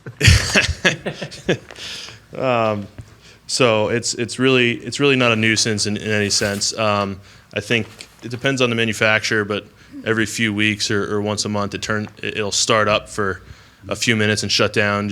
It's a process to make sure the batteries are good and everything's, so that when it actually is needed, that it'll actually start. It's a marvelous thing. What else is, go ahead. I've seen guidelines that they can't be any closer than, I believe it's 6 feet from a window that can open. Yeah, I think it really depends. Whatever the manufacturer has a list of requirements for setbacks from. It cannot be so many feet with a gas meter, Mhm. cannot be under a window, cannot be in front of a access, like a basement window. Mhm. All of that is governed by the building code. Mm-hmm. So it has to be built. But So- it appears to me, that looking at where you have it plotted on the property and looking at the house design, that you may have an issue. If there's an issue related to the Right building in the corner, I code, guess you'll be okay. If it's a little bit further towards the middle of the house. No, it wouldn't be underneath that, yeah, it couldn't be Yeah. underneath the Yeah. window. That would be something Yeah. for the building code. Yeah. Yeah. yeah, we Building would department. relocate it as needed noticed it for right the away. building official when we get to that stage. And I But- also see here that you need some sort of a fence. Yeah, so item 2.33, visually solid fence with minimum height of 4 feet. Basically to enclose the generator in a row of plantings, 4 feet in height around that. We'll add that to the plan should you. You were gonna say something, Lee? Yeah, no, that is correct. They need a fence, but there's an additional fence modification they'll need, which is around the pool. Okay. Separate. Right. So Yes. separate. It's Yeah, that's a separate. different It's a fence. separate thing. Yes, okay. So I take I've never seen a fence around a generator either, so. Well, that's our code. That's the Oh, code. I know, The code. but I've Yeah. seen generators out there that were installed and there's no fences around them. That's strange. I think if the board is okay with landscaping, that would be Landscaping's fine. Right. Is this, I mean, I don't know whether, They'd still need a variance though, because they're not doing a yeah, fence. you grant the variance on the Yeah. fence But would be I with, put in a kitchen sink request, Right. saying that if you come up with any other variance. Yeah, no, yeah, no, we know it's covered, but I mean, I was trying to quantify I what's being agree requested. with the comments, I don't think the fence is appropriate. I don't think they need a variance because the section of the ordinance says it only applies to non-residential uses. Oh, So okay. I would Okay. suggest. oh, that's what I thought. I 'Cause would I've say- never but- seen a fence around a residential But I would generator. suggest that you do request landscaping Yeah, no, to. landscaping would be Yeah. helpful, You guys are okay with that? That's yeah. yeah. Okay. And Some and sort of- it's also in the back of the house. foundation planting. They don't. Yeah. Right, either and put it around the outside of the generator, yeah. Where it's located, it wouldn't be visible from any On the- neighboring on the properties 10 feet? anyway, but Yeah. No, 10 um, feet is all the applicant's generated. proposing Yes, 10 foundation feet's all. plantings, Oh, which and would be then this- tastefully This is to run around there Curved just around to, that, yeah. you don't want to be too close to No, it to restrict it. obviously not. Same thing with your air conditioning units. They need to breathe. So then item 2.3 will, I guess, request a C2 variance on that from the fence, but provide planting, but, You oh, don't- you don't we don't need need that. it. No, That's you don't right, need it sorry. 'cause you're residential, I got it, Right. yeah. We just need a confirmation for Quan will. Okay. Yeah. That he's okay with planting. Right. Mr. Wilson, I don't want to cut you off. Before we get too far away from it, I believe you did state this, but I just want to confirm. You as far as the generator goes, you'd be complying with Township Code Section 3-15.1 regarding the noise? I believe that was your testimony. Yes, so many words. there's no unnecessary Okay. or nuisance noise, correct? Okay, just want to make sure you're complying with that. Thank you. Yep. yeah, I think you did. Yeah, the ordinance doesn't give any like decibel levels or anything like that in that ordinance. It just Okay. says it shouldn't be a nuisance to your neighbors, which this would not be. So just moving on, that's the total of my testimony regarding the variances that we're requesting tonight. I think at that point, we'll submit, Mr. Wilson, any questions from the board? Yeah. Any board members have questions for their engineer? I got one before, Yep. I'll Yeah. throw it back to the board in a second. Before we get too far away from the memo, there were a number of other conditions, Mr. Fuchs? I've got it. Sure. Mentioned in his memo, starting at, I believe, 3.5, requiring soil logs and perk tests. would be really the only, oh, and then 3.6. Yeah, 3.6. Which I believe you stipulated you were adding to that. Yeah. Right. So I was Those are the only two that would track through. The rest are really more factual based. What about the soil erosion and sediment control? 3.8? Yeah, 3.7 and 3.8 will carry through Okay. construction. And then I'd say 4 is 4-1 through 4-3 outside agency approvals. Right. 4-1 satisfied, 4-2, and 4-3. Okay, We agree to comply with all his requests Okay. for Okay. I resolution got you. compliance. Put that should on the the- record. so just we wanted to be know. clear. Thank Yeah, you. we agree to comply with all of his have- questions for technical Yes. review comments and agency approvals. Our planner has. Okay, County has signed off already, that's not, Okay, no problem. Go ahead, Liz. okay, so I just had some additional comments. Is there going to be fencing around the sports court? Yeah, so the fencing that we're proposing extends around the pool and the sports court. And how, but it's only, you know, how It's high? is it? 4 foot high with Okay. self-latching gates. All right, so this is another idiosyncrasy with our ordinance, is that in one place it requires that it be 48 inches, and in another place it requires that it be a minimum of 54. Yeah, it's So- contradicting, yes. It, for the pool or for everything? for the pool. Bless So. We can raise the height to be, what'd you say, 54? 54. So you'd want that around the pool and then around the sport court, that could be 4 feet? Or Or high. 54? It could be 54 higher. the whole way, I okay. know, it could be 54. When I looked at it, thought it was a basketball court, which I thought would be, you'd actually want a higher fence, but. Okay, then make it yeah, 50. you know. Yeah. There's no problem with that, right? No, Yeah. we'll raise to 54 in the whole area. We don't, we're trying to keep it as one enclosure for safety Okay. purposes instead of trying to add a middle fence. I don't think that would Yeah. work well. And the so. fence is gonna be what, vinyl? That, I'll Okay. pass. Oh, okay, that's fine. Yeah. I can't have. It will be anything that's tasteful. My client's money, my client. Okay, I didn't know if you knew. Okay, that's, Yeah. okay. But you're going to be compliant, or providing Yeah, a we'll be compliant fence. Yeah, we'll provide a compliant fence. It'll be tasteful. It'll be appropriate for meeting the safety guidelines around the pool. Okay. Okay, thank you. And then I think you're the right person to ask this, but is there going to be any proposed lighting of the sports court and the Yeah. swimming pool for nighttime use? Yes. Well, the Okay. lighting has to be shielded. It would be downlighting. It would be dark sky compliant downlighting. It's not going to be floodlights to And nowhere. The board might suggest or request that there be a time where the lights go off. Yeah, I is mean, there I don't any, like, we don't want to pass probably 11 o'clock at night There or is something. an ordinance on lights for pools. They must be off by, I think it's 10 PM. 10? I'm not sure. We would comply with the town's ordinance for the lights to turn off. Well, I assume the pool is going to have a light in it, but, and also fine. lighting around it. But the sports court, we don't have any regulations for sports courts, Right, so right, the okay. board may want to. Yeah, probably be the same, 10 o'clock. Yeah, the lights we would provide, the owner and applicant would comply with the town's ordinance for when they have to be off. But sports courts, you'll have to. Yeah, well, it's there is not- no ordinance for the sports Right. courts, so Well- we would make it 10 o'clock in compliance with the pool. Any objection to good? that? No, that's fine, but Timer, fine with us. have, be on a timer, basically. So we'll put it all together anyhow. Yeah. Because we're putting it as one entity. Well, yeah, but you should be able to light either one separately. Probably more on a switch, that they're not just on every night. Right, for- right, no, I yeah. know. Off by 10 o'clock. Yeah, off by 10. Sure. And on a similar note, I was wondering if there was going to be any sound system at either the pool or, an outdoor sound system. That we haven't gotten. But if you were to do one, would That. you It agree? has- It has to meet the decibel ordinance. Right. Okay, but would you agree to turn it off at any time or no? I We mean, would agree to comply with whatever ordinances. Okay. Okay. Yeah. Unless, of course, they're having a bar mitzvah or a birthday, I would imagine that people believe have it's, to come later. They like the party. until the police call. It's Yeah. And NJ, then they'll come over Yeah. and What was that? we'll let them party. NJAC, Hold on, go ahead. The same as the lights. it's NJAC 7:29. That's the New Jersey noise code. You guys will comply with that as far as the, any music Yes. goes? Okay. Well, you will have to anyway, but just for, Yeah. If you don't, they'll call the Purposes police, right? As you said, your property's pretty isolated, so if there's pretty loud music for anybody to hear it. You'd have to play pretty loud for anybody to be disturbed. But, we want to make sure that if there's a potential somebody could be disturbed by it. Sure. Just three other ahead. items that I requested in my letter, that you add standards for swimming pools and accessory structures in the zone table. Okay. I didn't see a north arrow on the site plan. I noticed that tonight. My apologies. It's okay. It just took me a minute. And then it looks like the elevation drawings for the pool house are reversed. Looks like the east is west. I mean, that may not be you. Yeah. And He west. he can speak It's to that. west and east.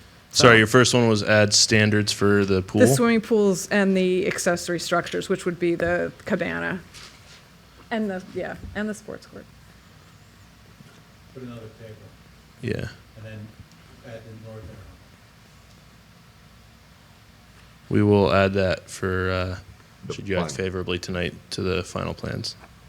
Okay, that's it. Thank you. Oh, thank you.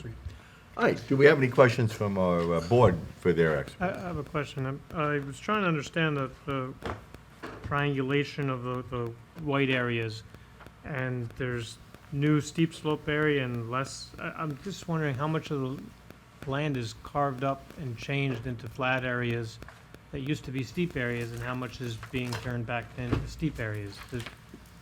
Sure. So, when you see the solid lines here with the numbers on, those are proposed contour lines, and you'll see all around the sports court. This area here that's white would be converted to new critical area behind the sports court because we have to increase the slope there where it currently isn't over 15%. It will be when we're done, but it's still a safe, stable slope in keeping with common engineering design practice. And then to the right of the pool here, you have a section here that'll be steeper than 15% where it's not today. A section here. Along the front of the house here, there's some sections where it's not currently over 15%, but it would be post-construction. And then as far as flat areas that are currently steep, really the only areas would be within the footprint of the house and a little bit in the driveway area here. So really we're creating more protected square footage than we're removing. You're making more steep area, Yes. But that's and actually, that's yes, make more critical area, but that also makes more water run off the property as opposed to keeping some flat areas. So it doesn't necessarily increase runoff in volume. In the areas we're talking about, it's so short and small and it's grassed that the percentage of runoff you would have is very low. I wouldn't. What Most percent of that is area- directing towards the stormwater catchments. Yeah, so everything that's here where we're adding these steep slopes behind is collected in the stormwater catchment and infiltrated into the ground. So we're reducing the runoff really today because all the areas we're adding impervious, we're collecting 100% of it. When today, undeveloped, some percentage of that does run off the property. So the runoff post-construction would be lower. For the impervious. The impervious is higher, but the stormwater runoff is lower because we're collecting it all than what's there today. so you're keeping it on your property. Yes, yeah, we have those two underground stormwater basin areas here and here. They're shown by the hash marks, so you can see. Yeah, they're trenches. There's some details on the second sheet we submitted for that. You can look at underneath the pool Yeah. and in front of the house. And are those, so a lot of times we see tanks being put in, is that something different, more like a septic field? So the tanks that you're looking at they're called dry wells. Yeah. And basically it's a tank with a bunch of holes in it that you put in a hole. Those require a much deeper excavation. And for the volume that we had to hold, the trenches with the, hold on, they have perforated pipes and stone provide the volume we need and also allow us to do it along the hillside where instead of ripping up this huge excavation on the hillside, which is more disturbance, more of that, we're minimizing the excavation with this design to provide the stormwater that's required, with also minimizing our disturbance and deep excavations. So essentially they go lateral as opposed to vertical, right? So a dry well typically has a minimum installation of 6 to 8 feet from grade. So from the low side of the hill, if you're digging. Yeah, it's from the low side of the hill. So when you're doing an installation like this in an area of sloped grading, they're terracing the infiltration through, traditional French drain trenches.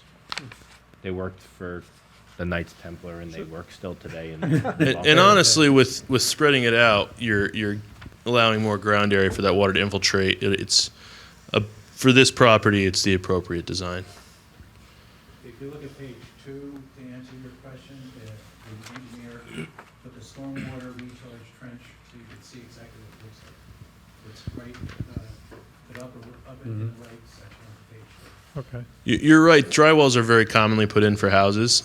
Just because of the topography of the site, we felt that this system was more appropriate than dry wells, but it performs the same function. Okay. And a couple of things. The sports court takes up a good amount of land that would have just been land, but is now impervious land, and you're increasing the steep slope. Explain again why a sports court, because you think all the rest of the houses in the neighborhood have sports courts too? Because they're just down the road in Myersville, there is a pickleball court, and there's basketball courts and baseball field, and maybe the people in this house would like to go into the community rather than have it privately on their property. They may. I mean, our entire sports court is outside of the critical area. The disturbance that's required because of it is a little bit here, with making the slopes steeper, and this section here would become steep slopes continuation. It's of all the disturbance that's required, that's the least disturbed area of the project, And or I least guess- impacted. All right. And also during construction, can you describe what level of protection the rest of the road and everyone downhill from there is going to be getting from the silt and stuff that'll be created during construction? Absolutely. So, one of the conditions of approval, which would be from Mr. Voich's letter. I messed that up. I'm sorry. Our engineer is fine. Yeah, the board engineer. Oh, Joe. Yeah. What are you talking about? Is approval from the Soil Erosion and Sediment Control District. As part of that, we're going to detail, the measures is there's a stone wheel cleaning blanket here so that any construction vehicles, if there's mud or dirt, don't drag it out in the street. It's kept on site. Silt fence will be installed around the whole perimeter of the disturbance so that when you have rainfall, it doesn't run off. And then part of approval from the Soil Conservation District is they come out and inspect that, and the applicant is obligated to maintain those measures and keep them in good working order throughout the entire project. And they can't come down until everything's fully stabilized. Just one silt fence? Whatever's required and appropriate to handle the silt. So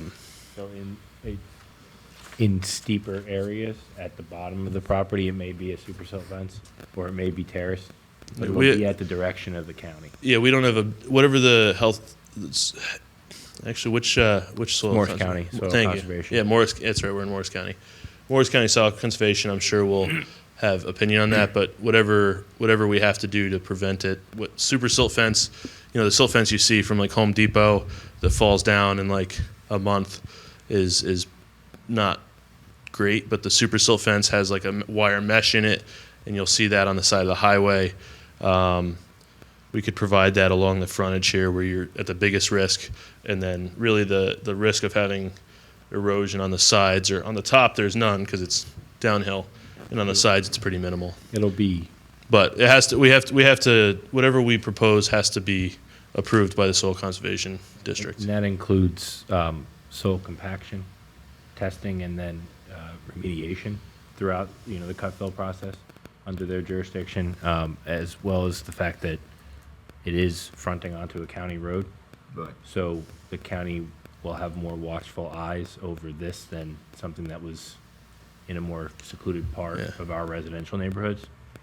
'Cause that runoff is going to be directly to the frontage and to the street and to any downstream neighbors on that frontage. They don't want mud on their road. No, and it's in our best interest to do everything we can to prevent that, because the county is. Fines are not nice. No, they're very, very quick to address deficiencies there, in my experience. Great. That's super. Super fence. Any other questions? Just one. Yes, go ahead. On the north, I don't know, it's above the sport court, it says maximum slope 3H:1V. What does that mean? So The H is for horizontal, the one is for vertical. The reason for the H and V is just so somebody So reading that's the- 3 feet horizontal. for every by- 3 foot you move, you go down 1, Oh, okay. Or up 1. or up 1, yeah. In that case, it's up, or is it down 1? It depends on which side of the slope you stand on. Oh, Yeah. exactly. So it's down 1 when you're going toward the court. Yeah, if you're standing on the top of the hill, it would go down 1 for every 3, which is the most, not the steepest we can design to, but it's the steepest we can design to that you can easily maintain, that's stable, that's not going to have erosion issues. What is the percentage of slope? 33. 33. Okay. Any other questions? Are there any members of the public that want questions of this witness? No? Okay. Hearing none, we'll close it to the public. Mr. Chairman, just so that I can get it on the record, I'd at this time like to call Fuquan, the principal, so he can affirm the conditions that. Can we take a 2-minute break? Oh, absolutely. Okay, gonna take a 2-minute break. You're welcome.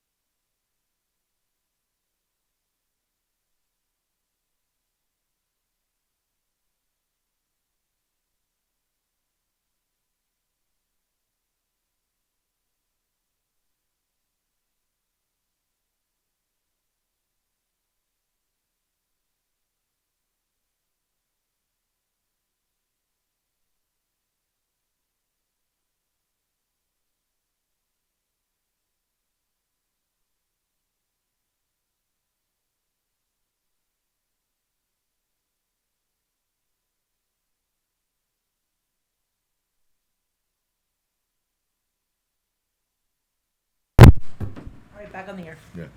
All right, we're back. Yes, Mr. In Chairman, session. I'd just like to have Fuquan, the principal of the company, Certainly. verify the statements in terms of the commitments that the engineer made, because although the engineer is a representative of the company. I understand, he certainly. He cannot commit. Right. So I'll go through the Okay. assertions that were made as. Test the mic, is it working? Yes. Okay. Okay.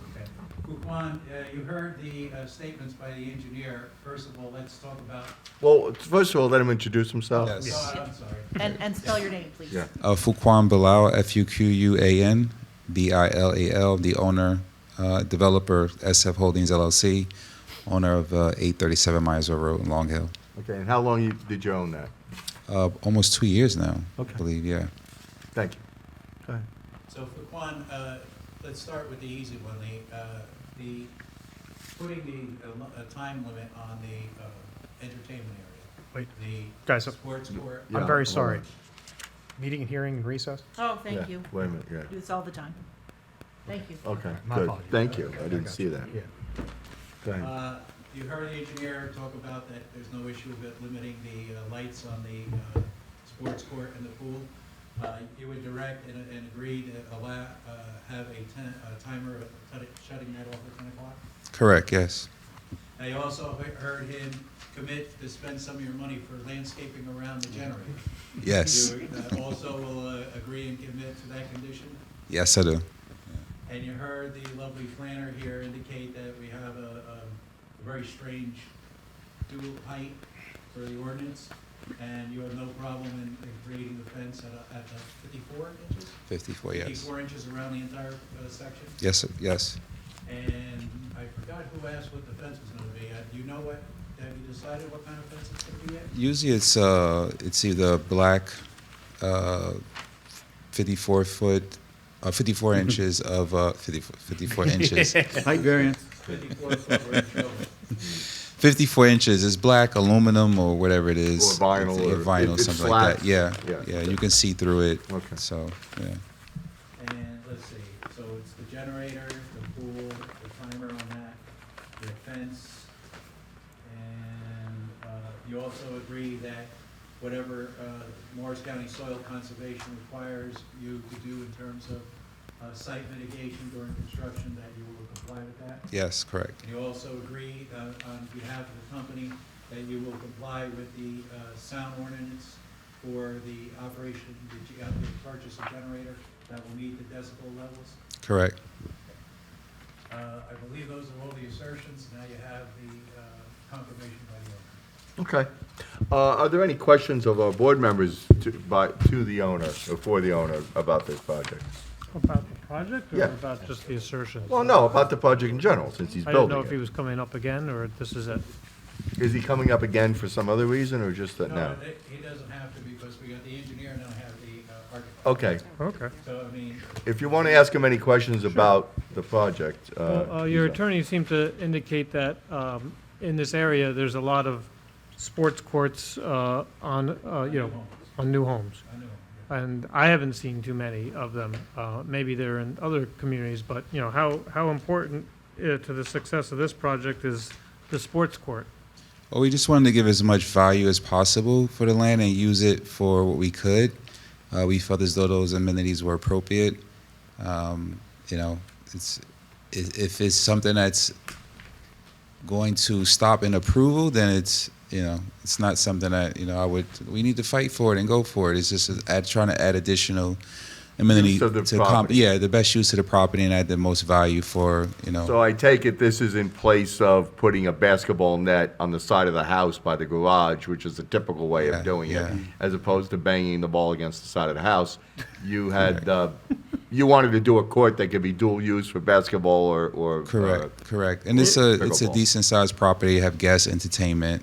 Right. They can have kids play and swim and enjoy themselves. Well, it does look like a great place for entertaining. Going to the sports court for a second, if that wasn't there, what else would be there instead? Would it just I be don't left know. in its Maybe a natural dog state? park or something. I don't know. It would be grass, right? It would be, Yes. I mean, yeah. would the grading changes and the steep slope additions be still done, or would it be left in its natural state? Well, that would be the engineer question. Those are the guys that I pay the big bucks to get the vision. I mean, I just don't know that there would be, if it's not gonna be a sports court, why would it be developed, I guess, would be the question to the engineer if he's, Well, would it be, in other words, would it be changed to a grassy area? Would it be left a forest? is. What, Yeah. what would it be? I mean, in the sense that if we don't develop the property, it'll remain as it is. No. The Just one the area sports where court the area. court is. Yeah, I mean, the reason for grading it is to make it flat enough to play basketball. No, what we're saying is, I think you're missing the point. What's there now, would it, if you left it where there was no court there, would it be advantageous to make it a lawn, or would it be more of a forested area or natural? It's a pretty overgrown, forested Okay. area that's got a lot of undergrowth. I'm sorry, correct me if I'm wrong, they're not asking for an impervious coverage variance. Right. Yeah. Right. Yeah, We're- right. You're No, way they're under. not. Yeah. So Yeah, what are we I don't discussing? believe No, any of our variances yeah. or anything are associated I'm with that, asking so. about it. Okay. Yeah, he's just asking the use of it. But I mean, right now, it would be, the amount of leveling you would have to do for that, are you increasing the grade behind it all that great, or how you, how much of it are you really increasing? So, there's let me get my scale.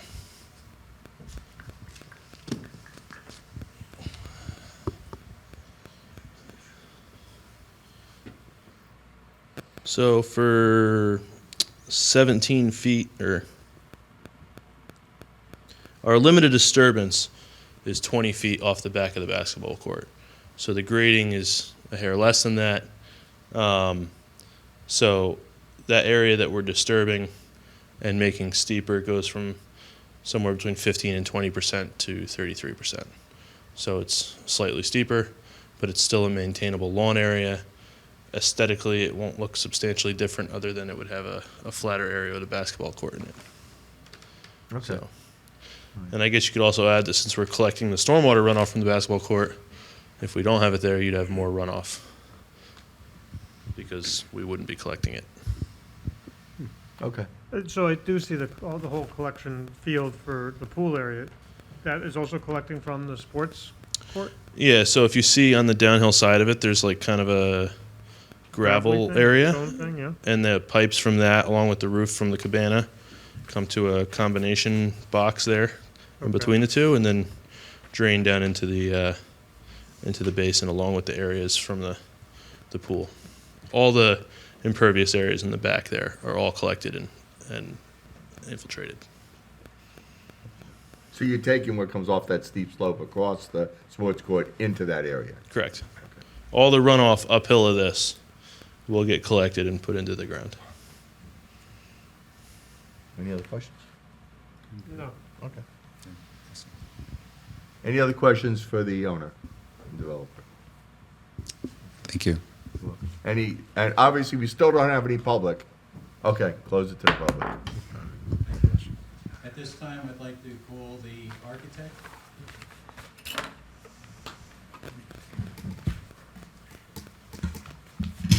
Hang on, we're wanna mark that A1, the. Yeah, well, Yes, when he puts it up. Yeah.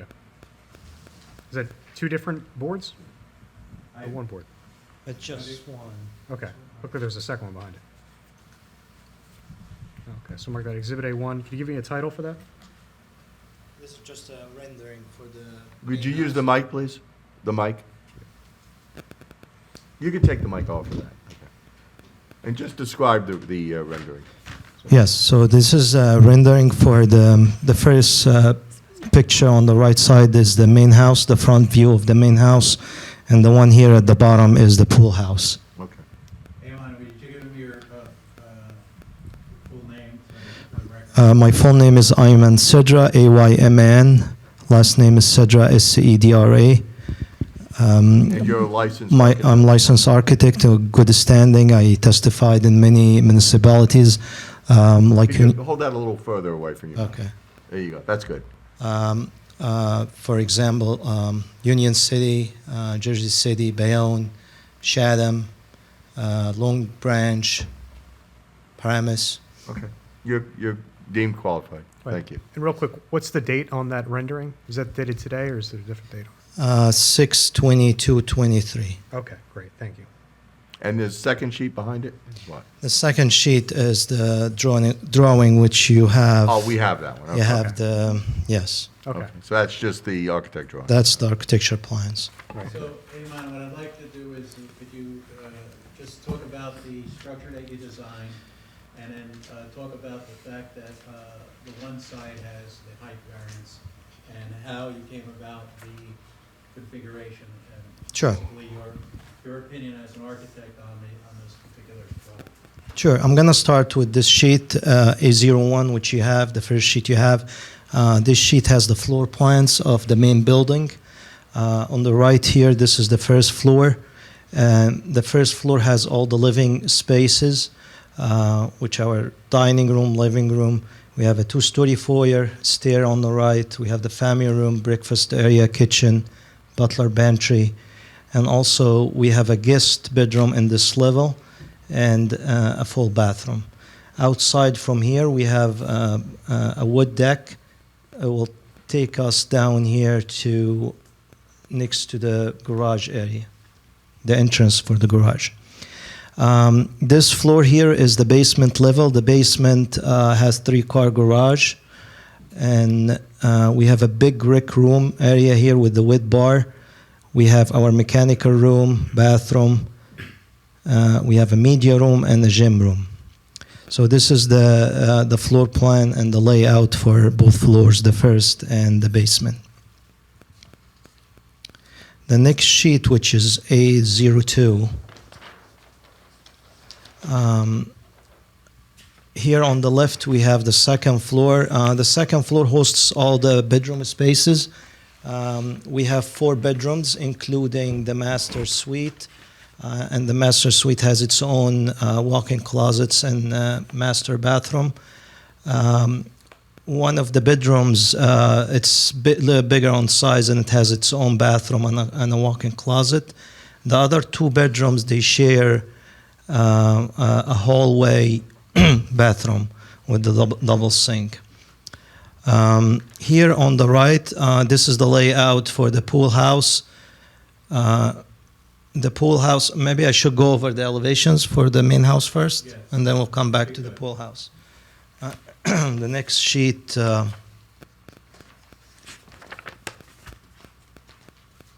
Mr. Seeger, when you get yourself situated, I just want to confirm, these are the plans that were revised June 22nd, 2023? correct. Okay, great, thank you.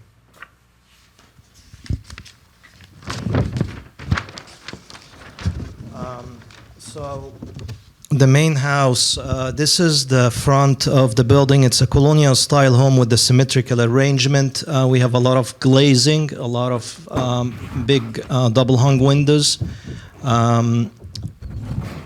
Also, we're using material that's known for the, for the colonial style homes. This building will be a white building pretty much, except we're gonna use black windows, black roofs, or maybe very dark gray roofs. We have a standing seam roof above the porch area here. The material that's used for this building, we're using a stone at the base of the building, and then we're using mix of material between hardy lap siding at the first floor, and then we're using a board and batten at the left side of the building, and also we have some shingles here at the second floor. We have arched big windows. The design of this building matches the characters of the colonial style homes as they're known, with their big roofs, and we have a lot of roof area on top. As you see the front view, the height of the building here about 34 or 35 feet, and then it drops down into 38.5 feet at the garage side, where we have the garage. So most of the view shows the conforming height. Regarding the garage side, it's only seen from when you enter by the garage. You will see it's a little bit higher than the normal. And it's because of the depression to get the garage in that we actually exceed the 35 feet. Correct. So in the front, the window at the lower left side is as a result of the difference of the property. Correct.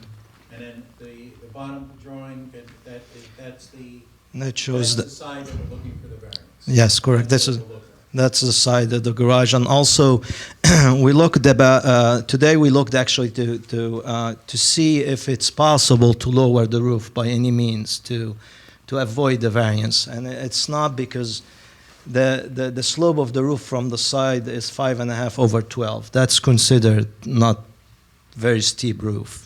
And for us to lower it more is not going to make the building look as how it looks now. Because imagine the roof is like here, it's just going to look like a small roof on top of very tall building.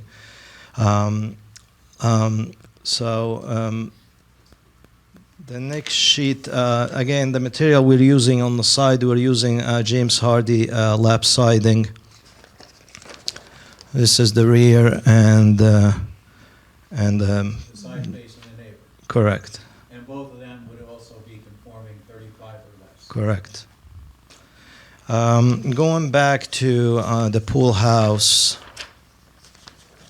The pool house is designed to match the character and the colonial look of the main house. We have a small sitting area with the wood bar area and a fireplace. We have a changing room with the bathroom at the back here, and also we have a roofed area with the trellis, wood beams and trellis on top in front of the pool area. As I said, the look of the pool house to match the main house. We have the gable roofs, just to match the character of the main house. We're using stone pillars for the pool house. We're using hardy shingles, and also we're using board and batten on top of close from the top of the ridge. I'll correct the orientation of the garage one. Yeah, Of the it pool was just house. a double, I wasn't sure I was reading it correctly, so that's fine. The labels for east and west Okay. are just Yeah. reversed. So we're going the wrong way. We'll fix it to go the right way. Facing the way from the pool. Yeah. So basically, And this is obviously the rendering that shows the colors and the materials to some degree. so the board understands that in the upper rendering, where you see the Could you put car- that microphone closer to you? Over? Yeah, but it doesn't pick up as well unless you, Yeah, nice and intimate with it. yeah. Okay. The rendering on top, where you see the car, that's the only area where we're exceeding the 35 feet, and that's generally what the after-built condition will look like. Is that correct? Correct. No other questions of this witness, Mr. Chairman, submit them to the board for your questions. Before the board, does either one of our experts have questions for them? No? Nothing about in your reports? Okay. Any questions by board members of the architect? I have a question, and this may be better reflected probably in that top right picture there. When you step down from the front steps, there's a pathway from the front steps heading east to the garage doors. Is that correct? In the front of the house? That connects the front doors to the garage? Yes, there Okay. is steps going down here Okay. to take you to the garage side. Mhm. Any other questions, the architect?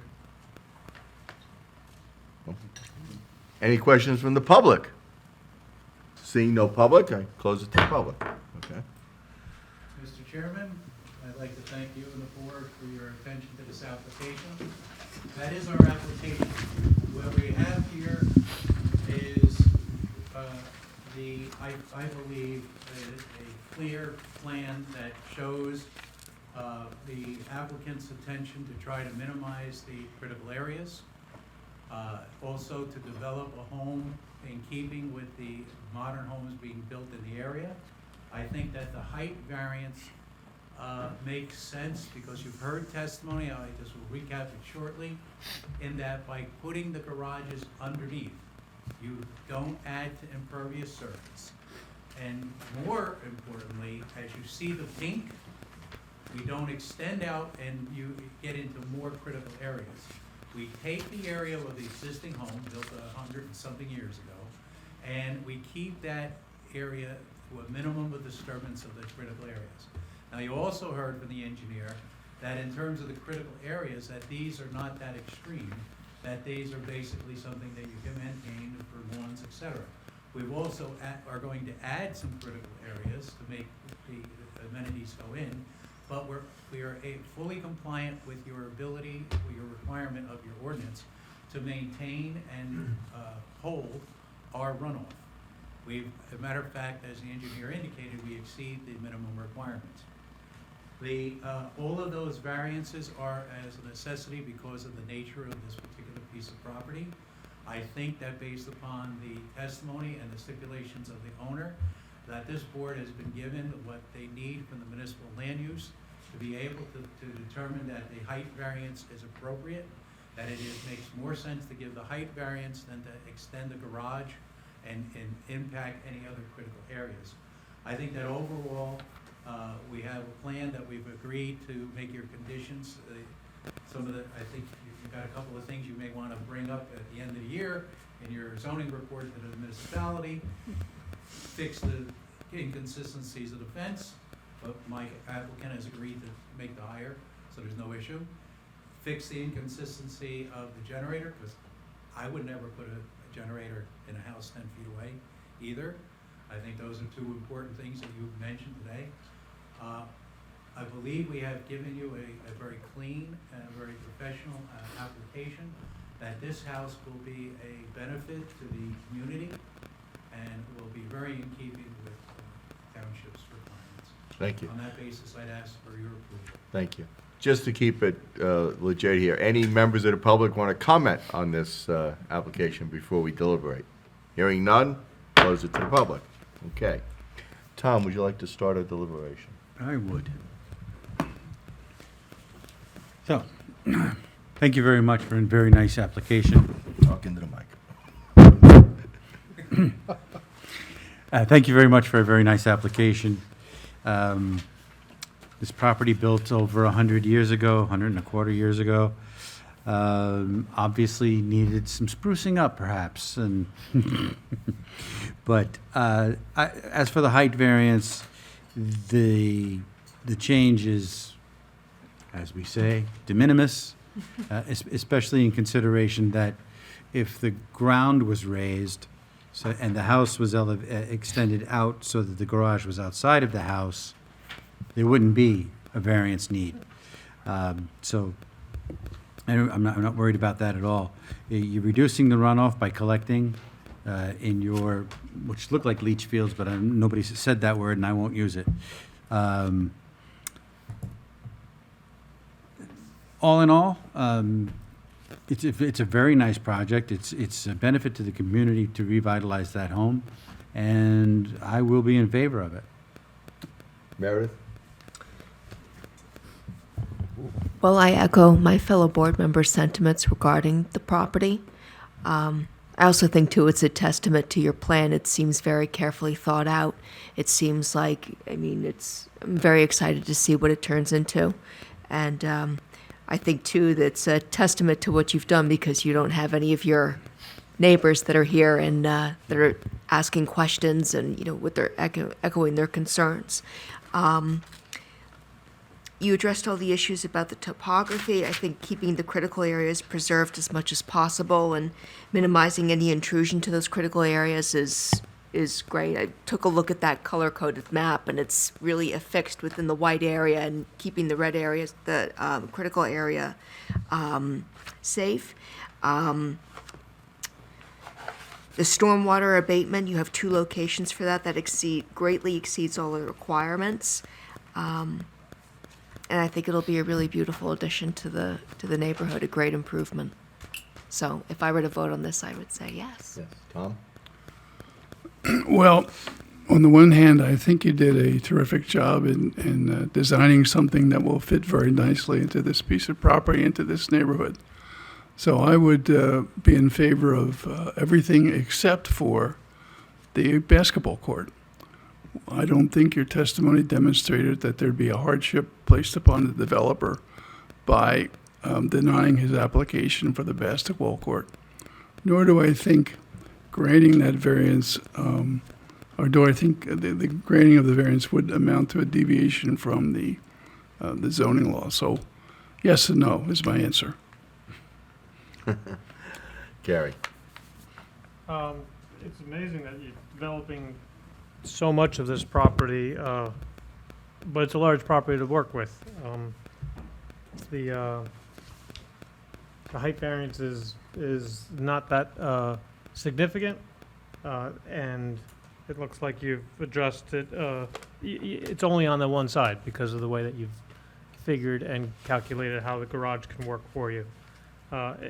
At the end, it doesn't seem like that large of a house, but your project still seems very large with the proposed, pool area and the sports court, which I'm still scratching my head about, realizing, of course, it doesn't affect the total lot coverage, so there's no variance requested there. I think there's going to be some incredible sunsets from this property overlooking the swamp, and I think it's going to be a vast improvement from what's existing there, so I think any detriments are not significant, and the benefits far outweigh them. So I'll be supporting this. Thank you. Randall? Yeah, I don't really have much to add other than to thank council and the experts for their presentation, particularly the engineering expert. He had the fun job tonight, getting to answer all the questions. The architect had the tough job of showing the cool renderings, but being facetious there. No, but thank you for the presentation. I think the project makes a lot of sense. You addressed all the concerns, so I'll vote yes, with no caveat to the sport court. So yes, all the way around. Thank you. Okay. I echo my fellow board members. I think this is a fine addition to the neighborhood, whatever neighborhood is the neighborhood, but to the town itself. I think what's there is definitely an eyesore. I mean, fortunately, you don't see it from the road that well, but it's definitely something that needs improvement. I mean, this is the kind of properties that really don't make our township look good when we have dilapidated old houses sitting there. So it's, I feel it's good that someone came in and is doing something nice with this property. And I think that everything you've done is a benefit to the property. It fits nicely within the property. You've avoided most of those steep slope areas. I think that whoever gets that house is going to be lucky about, having that nice pool and the house, and it's designed very nice, and I don't have any problem with the sport court. I think that if you have that many bedrooms, you're going to have lots of kids, and they're going to be out there playing, and I think it's a nice addition to have that and the pool. It doesn't go over the impervious. I really don't think it detracts from the property. I think it adds to it, and it adds a value to the house. So I would be in favor of it without any caveats. So, Want to summarize? Yeah. Sure, I'll do my best, Mr. Chairman. Okay, so the applicant here is seeking a few variances. The first is a D6 height variance for the height of the proposed dwelling. 35 feet is the maximum permitted, and the applicant proposes a 38.5-foot dwelling as measured from the east elevation. I know in other towns, we treat a D6 also as a bulk. I don't know if, Liz, I don't want to put you on the spot again, I'm sorry, but should we include a bulk for that as well, or just keep it at D6? No. Okay. I mean, I think that what. Say no more. Yeah, I think the idea was that it could be a bulk. Okay. Because they may not exceed the 10. Okay, so But- the D6 but- would supersede. Yes, bulk in your if opinion. indeed they do wind up exceeding the 10, then they put the testimony on. Okay, just want to make sure it's doing everything right here. Okay, so one D6, no bulk for the height. Let me just cross that out. The next, I believe these are two separate variances. One for the location of the improvements, including the proposed dwelling, deck, driveway, pool house, and sports court within a steep slope critical area, and also a second one, which would just be pertaining to the house itself. I read that as two separate ordinance provisions they're violating. At least that Joe seemed to indicate it was two. Yes. Liz, is it just one in your opinion? Yes. It's just Just one. one. Okay, so they're combined under one. All right, so that's just one. Right. It's the second variance. Yeah, they're all under the same section. Yeah. Okay, so just one. Gotcha. And then the third Yeah, the third and final would be the generator setback from the principal dwelling. 10 feet is the minimum required setback between the two, and the applicant proposes a 1-foot setback there. And then as far as conditions go, try to do my best to run through them. The first was that any well discovered on the property would be demolished. The next would be that the applicant would agree to screen the proposed generator with landscape screening, so that they don't need, well, no, they didn't need that variance anyway, so scratch that. Applicant shall comply with items 2.3.2 as well as items 3.5 through 4.3 of our board engineers memo. Applicant shall provide a compliant pool fence, eliminating the need for that additional variance. Any lighting for the pool or sports court would be directed downward or otherwise shielded so as not to cast light spillage on neighboring properties. Applicant shall comply with all ordinance requirements for pool lighting. Sports court lights shall be shut off by no later than 10 p.m. The music, any outdoor music speakers would comply with NJAC 7:29. That's the state noise code. Applicant shall comply with comments 6, 7, and 8 in our board planners memo. And I believe that's it. And I think what was included in the board professionals memos was the more technical comments related to plan revisions, outside agency approvals, and things. Right, and, Right. One check on that.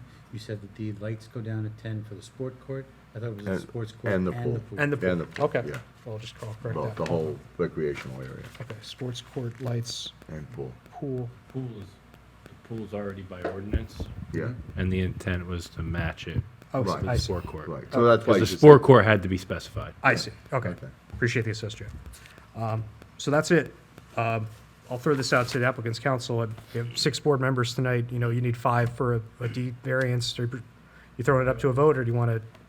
I'd like a vote. Okay. All right. Do I hear a motion to approve this application? Somebody? So moved. Okay, you hear a second? I'm sorry, who was the second? Roll call, please. Mr. Watts? Yes. Vice Chairman Grosskopf? Yes. Mr. Giannakis? Yes. Mr. Flatley? A yes for all the variants except for the one for the sports court, for which I vote no. They don't need a variance for that. There's no variance for that. I think they do, because it's within. I thought they did. Oh, they do, it's oh, in- the it's in critical a area. critical Oh, area. not for the Critical coverage, area. okay, No, I'm the sorry. critical area Okay, requires sorry. variance, Okay. yes. Okay. Go ahead. Ms. Collins? Yes. And Chairman Grant? Yes, Motion carries. Okay. you got it. There you go. Again, I'd like to thank you for your attention, your professionalism. I'd like to thank your planner and your engineer. I'd like to especially thank the real hard-working person that runs the board, your secretary. Yes. Pleasure, I appreciate. She likes chocolates and flour, no. No, I just like, Well, according to the ethics in business. You can't do that, right? Exactly. Well. I don't know what you could get for $15. Yeah. Maybe a Oh, kitchen. that's a nice box of chocolates, come on. Cheap box. Not in this economy. I don't Okay. buy cheap box. You can get Valentine's Day chocolate now Yeah, for $15. Yeah, it's marked down, right? If you're gonna have chocolate, it has to be. 9. okay. I appreciate it. Have a wonderful. Thank you, Thank you. thank you. Safe- We look forward to the walkthrough, when you have the old grand opening. We'll be there with us. All right, you wanna take a short break, or you wanna continue? I'd say continue. I'll see if anybody else. Yeah, does anybody need a break? Need a break?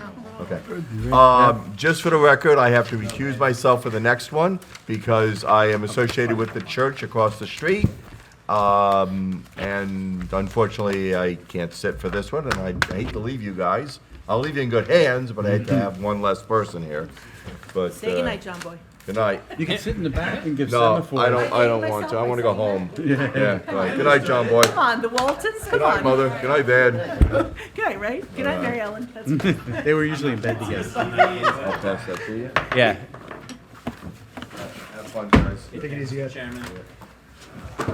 Thanks for dropping by. Yeah.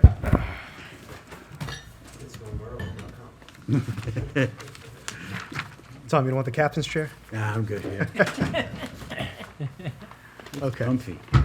All right, well, just while everybody's getting situated, I'll just point out for the record, the applicant, this matter was carried actually from the the board's May 7th meeting, just a couple weeks ago. The applicant was to provide further notice and did so. I deem the content and timeliness of service of that notice to be sufficient to give the board jurisdiction. So that's it in a nutshell. So I won't take up too much more time with that. Groovy. We're in session here. Dead? Good evening, Mr. Chair, members of the board, board professionals, Frederick Zelli, Post Pollock, on behalf of the applicant, the Uncommon Thread, Inc. And I've also noticed that noted that the owner is CPM Associates LLC. They are related entities, just for the record. This is regarding 331 Elm Street in Sterling. It's tax block 13006, lot 14.01. It's located in your office or O zone. The applicant is seeking use of bulk variance relief for the construction of a playground to be used in conjunction with the applicant's learning and daycare center for children with autism spectrum disorder, which I'll refer to as the center. This is located on adjacent lot 14. Project requires a use variance because the center is located on a separate lot from the playground, and playgrounds are permitted only as accessory uses in the O zone, not be the principal use. Project also requires bulk variance relief for having an accessory structure on a lot separate from the principal structure. Sounds like I just said the same thing twice, but they are technically two different things. You don't have, you need a use variance, you need a D1 because the accessory use we're talking about cannot be a principal use. That's a D1. But you have a separate ordinance section that specifically says accessory buildings, accessory structures and principal buildings cannot be on separate lots. That's a bulk variance, so we have two that sound very similar to one another. We also have a bulk variance for impervious coverage. There is currently 36.7% coverage on the property. 40 is permitted, but we are seeking 50.5% between parking areas and the playground that's being proposed. Two witnesses here this evening, Greg Carr, who is the principal of the applicant, and Bill Hollows, whom you know is our engineer. And unless you have any questions for me, I'd like our witnesses to be sworn. All right, board professionals. All right, good. Everybody knows the drill. Do all of you swear or affirm that the testimony you're about to provide will be the truth, the whole truth, and nothing but the truth, so help you God? Do. Okay, great. There we go. Mr. Carr, would you please state your name and business address for the record? Yep, Greg Carr, and the business address is 1071 Valley And how do you spell your last name? C-A-R-R. And what is your affiliation with the Uncommon Thread? I'm the managing director of and the founder of the Uncommon Thread. And what is your association with CPM Associates LLC? It's my LLC that bought the And so just to be clear, Uncommon Thread, at least officially, is a tenant of CPM, is that accurate? Yes. And what is the Uncommon Thread? So, by the way, we came into town in 2007, and we're over in, also on Valley Road, right over there next. I'm going to ask you to please make sure, I'm just got a right next notice to from the, somebody watching that they can't hear us, so. Okay, sorry. Right next to the Sterling Diner. We've been there since 2007. We actually developed a playground there also, same thing that we're trying to develop here at the new site. What we do as an organization is we support children that are diagnosed with autism. So my son was diagnosed at the age of 2. This was almost 20 years ago, and what we learned was that there's a teaching science called ABA, which is Applied Behavior Analysis, and what it is, it's the only thing that's approved right now by all the medical specialists, all the medical associations, as well as all the insurance companies now to support those children. Because there's actually insurance coverage now, otherwise we'd be out of business because I'm a terrible fundraiser. But we've been serving kids now since then. We actually moved into 331 Elm. Bill Hollows was the principal owner at the time, and I was hounding him for years to try to get him to sell us that building because it was a perfect fit for what we're trying to do. We're looking for a really cozy environment, and 331 Elm, if you haven't seen it lately, it's really well built for what we're doing, providing these kids services. So ABA is a teaching science. It really breaks learning into smaller pieces. So a lot of these children that are diagnosed, they're severely behavioral.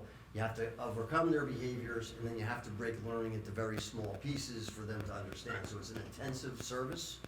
It is a one-on-one service where we have one child with one therapist. And then you have a board-certified person that's then supporting those people. So we've been doing that since the beginning, since 2007 when we first moved into the building. So I just wanted to kind of give you a little background about who we are and what we're all about. We're a nonprofit organization, and we're also support, by the way, we're in your public school system here. We have a BCBA, and we have some therapists that are actually supporting your kids in the public schools here in town. We also have served a lot of the actual family members in town, and we have a large number of employees that actually work and live in the town of Sterling and Gillette. So I think we're doing a great job right now supporting these kids, as well as generally supporting the community. So, And what is the BCBA? Board Certified Behavior Analysts, so the ones that are in charge of the overall and the oversight of the children, and then you have the therapists, which are the one-on-one working with the kids themselves. And what is the age group of the children at the LHT location? So we're young, so our age group is between 18 months and 5. It's actually when that neuroplasticity is most malleable for these kids, so the earlier that you get working with these children, right, the greater the successes. Why? And everybody knows when you're young, you learn a lot faster than you do when you're older. So if you can work with these kids at those younger ages, right, it really kind of depends well for their successes in the future. We have a really high percentage of get these kids into mainstream schools. So we're here primarily for two things, a playground and a parking area. The parking area essentially exists, it's going to be improved, is that fair to say? Yes. Yeah. Besides your 27 therapists, who else uses the parking lot? So we typically have between, I would say, between 5 and 8 board certified people coming in to kind of oversee it. And it really depends, some of them are part-time, most of them are full-time. So they're kind of transient in and out. You could have a full lot at any given time in the existing building. We probably have about 4 to 5 administrators that are actually managing, scheduling activities that are going on in the building, managing just day-to-day staffing issues, keeping the building clean, those type of things. And then the most recent, the additional space is really needed today for, we have a lot of parents that are now coming in for training. So parents are actually coming in on a daily basis now. The most successful children that we have is when their parents are very much engaged. So the more we can get the parents engaged in learning how to support their kids, so we're providing a lot more training now for families. We also bring in a lot of auxiliary services. We bring in speech, OT now, and physical therapy, so that's additional people that are coming in. And then on top of that, we have things like music, we have dog therapy, we have gym, for the place called My Gym comes in. So we have these ancillary services. I don't know if anybody saw our fair the other day, but we had a huge fair there. We had a tent, we had all sorts of activities. We had a petting zoo, we had horseback riding. So they all came into our parking lot, for the day. We actually borrowed the church's parking lot for the day. But so it's very active, right? So there's a lot of activity around supporting these kids, and the greater the supports, right, the more success we have with those children. So. How many children do you have on this site? Typically, on an average day, you're between 27 and 30, right, on average. So it could go a couple higher, but with all the sicknesses that are out there now, we're typically a lot lower. So we have a lot of flu, and young kids get sick all the time. By the way, when the child's out, our staff is out at the same time. So it's kind of fluctuates up and down depending. Summers, we seem to have a higher number of kids. Flu season, we start dropping, so it kind of follows a typical school district when it comes to, capacity within the school. So the parking that you have, that you're seeking tonight is absolutely needed for all these different things that you mentioned? Absolutely. We're jamming, so we need the space. So. And let's transition over to the playground facility. I'm going to show you a document, and I believe this was submitted already. The board members should already have this packet. If anybody doesn't, we have a bunch of extras. I don't know if you guys have ever seen the material that they use. It's this rubbery type material. It is really cool. I mean, it is we've had the one over now at Valley now for the last 6-7 years. It looks brand new. But it's all safety orientated. There's a certain amount applied to it to ensure that there's enough, if some child falls, right, they're not getting scratches on their knees and those type of things. So it's all certified, the actual playground. And it's, when you walk on it, it's got a sponge-like type walk treatment. So, and we're looking to do the same thing now over here. The current one we have right now, it's muddy, the kids are getting dirty, parents don't like that too much, when their child getting dirty, so we're trying to kind of improve that area too. Plus, some of the facilities we're looking to build the swing sets and things like that are gonna be much more, we have the plastic tight ones now, tote ones now, I think they're called, and they're not really functional, so. And that's just on grassed area right now? Yeah. All right, so I'm gonna ask you just to go through, fairly quickly, go through the packet and tell the board what, just page by page, they have the same packet in front of them. Explain some of these labels and what they constitute. So basically, we need, by the way, a lot of these things, you're actually running ABA programs when they're actually using these facilities. So for example, taking turns is a very big function that most kids need to learn, right? Working with a child with autism, it's a little more difficult. So going up and down the slides, right, we have kids lining up to take turns so they can learn the actual turn-taking process. Right, so it's just typical swing sets. It has ladders, it has things to climb on, like any other playground does today. They're supported by a one-on-one. Most of these kids are pretty, they're pretty, they have good dexterity, so we're not really concerned about any of those issues. It's more about kind of teaching them to be like a typical child. And playground facilities where other kids are, you want them participating in those particular facilities. So it's anything that you've typically seen in the playground is what we're actually typically also. Now, you mentioned ABA, just for the record, that stands for what? That's applied behavior analysis. That's the teaching science that we follow.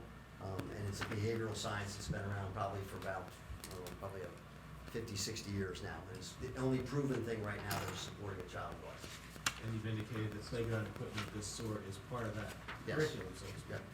They'll have programming that's kind of based around any of the outdoor activities. Now, I also see a symbol for ADA, Americans with Disabilities Act. Why does this playground equipment foster ADA? It all does today. Any playground equipment that's going on a playground today is all ADA supported and required, so. All right, you take us to the next pages. Basically, there's a climbing wall, there's dual slides, there's actually 3 slides. There's areas for them to manipulate wheels and spinners on the top of it.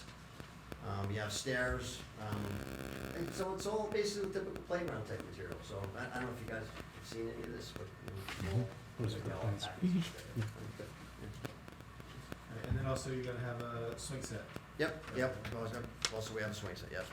Just standard swing set like any playground. Is that what you're saying? Yeah. It all has certain requirements that's kind of built around it, so that it's all measured, right? So, and that's all required from ADA, as well as any sort of standards that they're requiring in any playgrounds today. Greg, photographs were submitted with the application, is that correct? Yes. Did you take them yourself? Some, yes. That one I did not. That's an aerial. Well, this will be to something else. The regular photographs that were submitted, were those taken by you? Yes. Okay. And when you took them, did they accurately portray what you were seeing as the photographer? Yes. And do they still accurately portray what the site looks like? Yes. Now let's look at this one. First of all, does everyone on the board have this? Just want to make sure it was submitted. This is. The aerial shot? This one? Yep. Okay. Yeah. So let's just go through that quickly, just to, why did we submit this and what does it show? It's basically showing where all the equipment is going to be on the actual, in the playground. So if we have the drawing with the text up top and legible, the center itself is to the left, is that correct? Yes. And then playground equipment is kind of obvious, and then below that, the straight line, that's your swing set. That's a swing set, yep.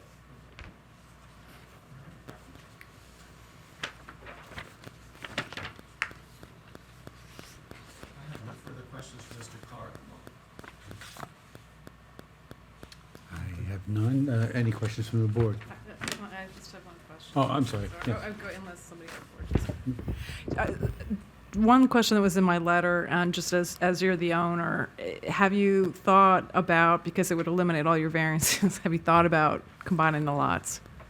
Yeah, we actually did, but then we can't predict the future, so we would like to leave it open. We have had talks about putting in a preschool, right, somewhere down the road, and I'd rather leave that open for the future, so if I combine the lots, we might not be able to do that. Got it. Okay, thank you. You're welcome.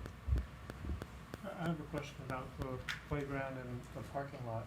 Sure. Is there anything separating the two to protect vehicles from entering the playground? Fence?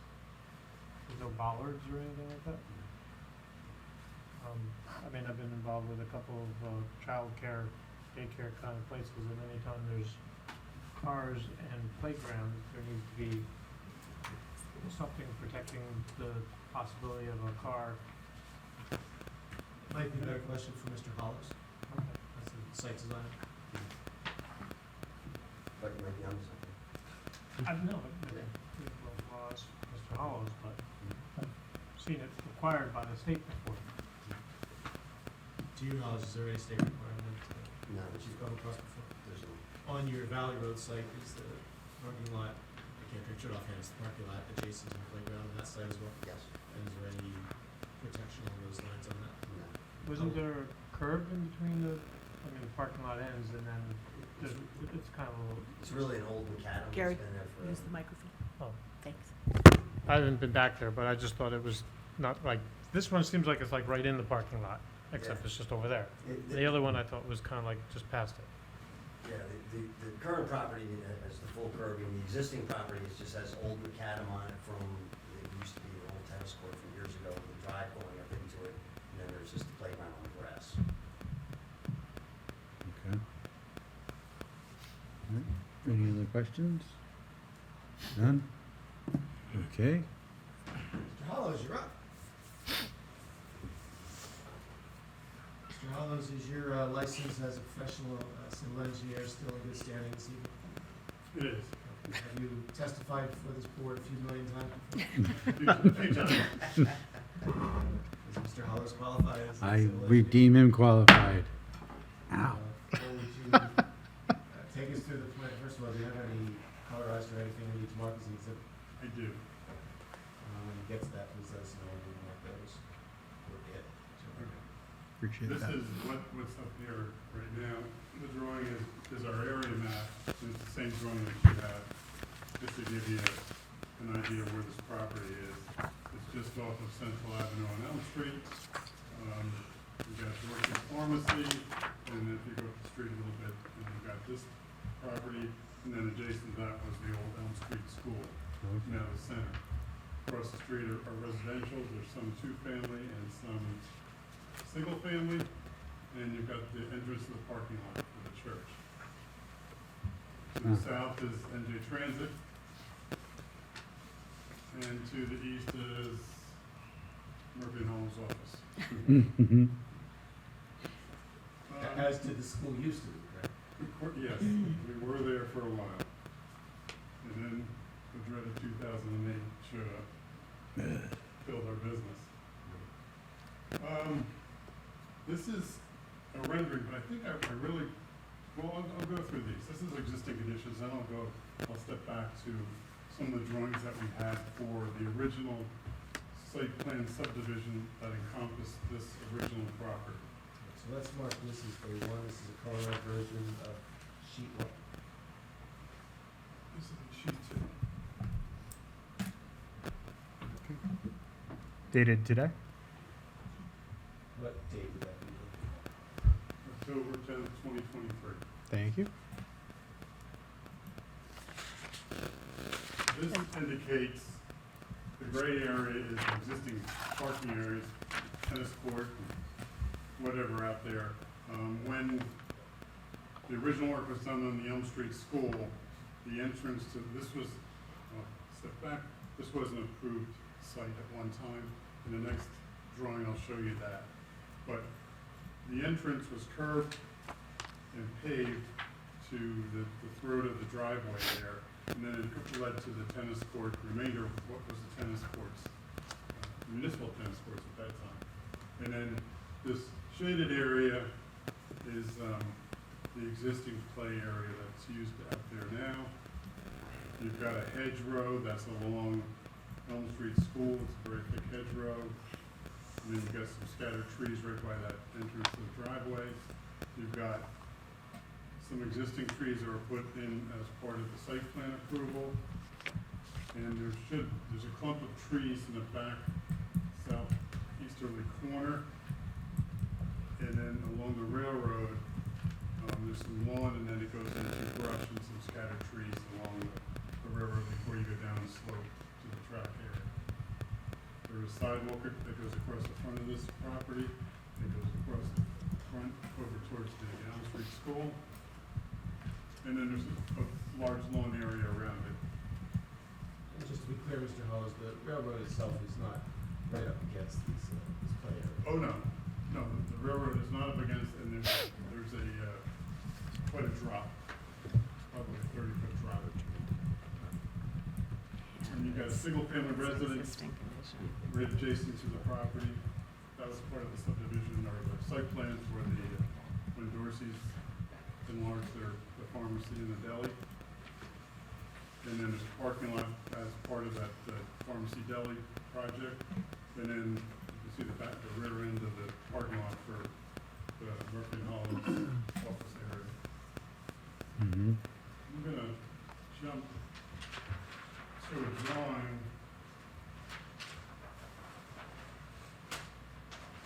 This was not submitted to the city exhibit. This is going to be an exhibit. A2, and please tell us what it is and what it's doing.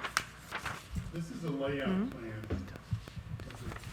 2003, 2004 site plan that was done for the Elm Street School and for adjacent property that was subdivided off the Elm Street School.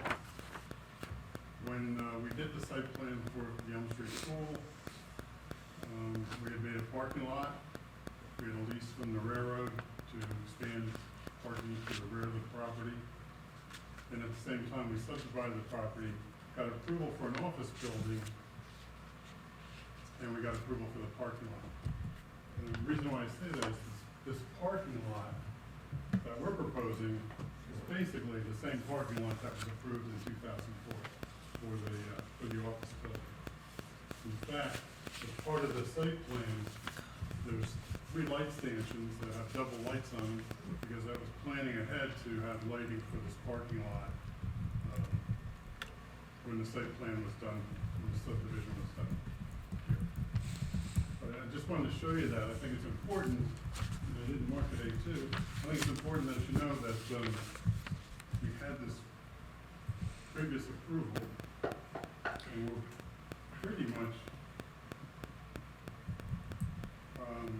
Bill, I'm sorry, what was the date on that previous approval site plan or layout plan? the original date was August 20th, 2003, revised to October 28th, 2004. October 2004, okay. We're proposing 24 parking stalls, I think there's 23 here because we have 2 handicap. And then we don't really need the handicap next to the playground area. It's really the only difference.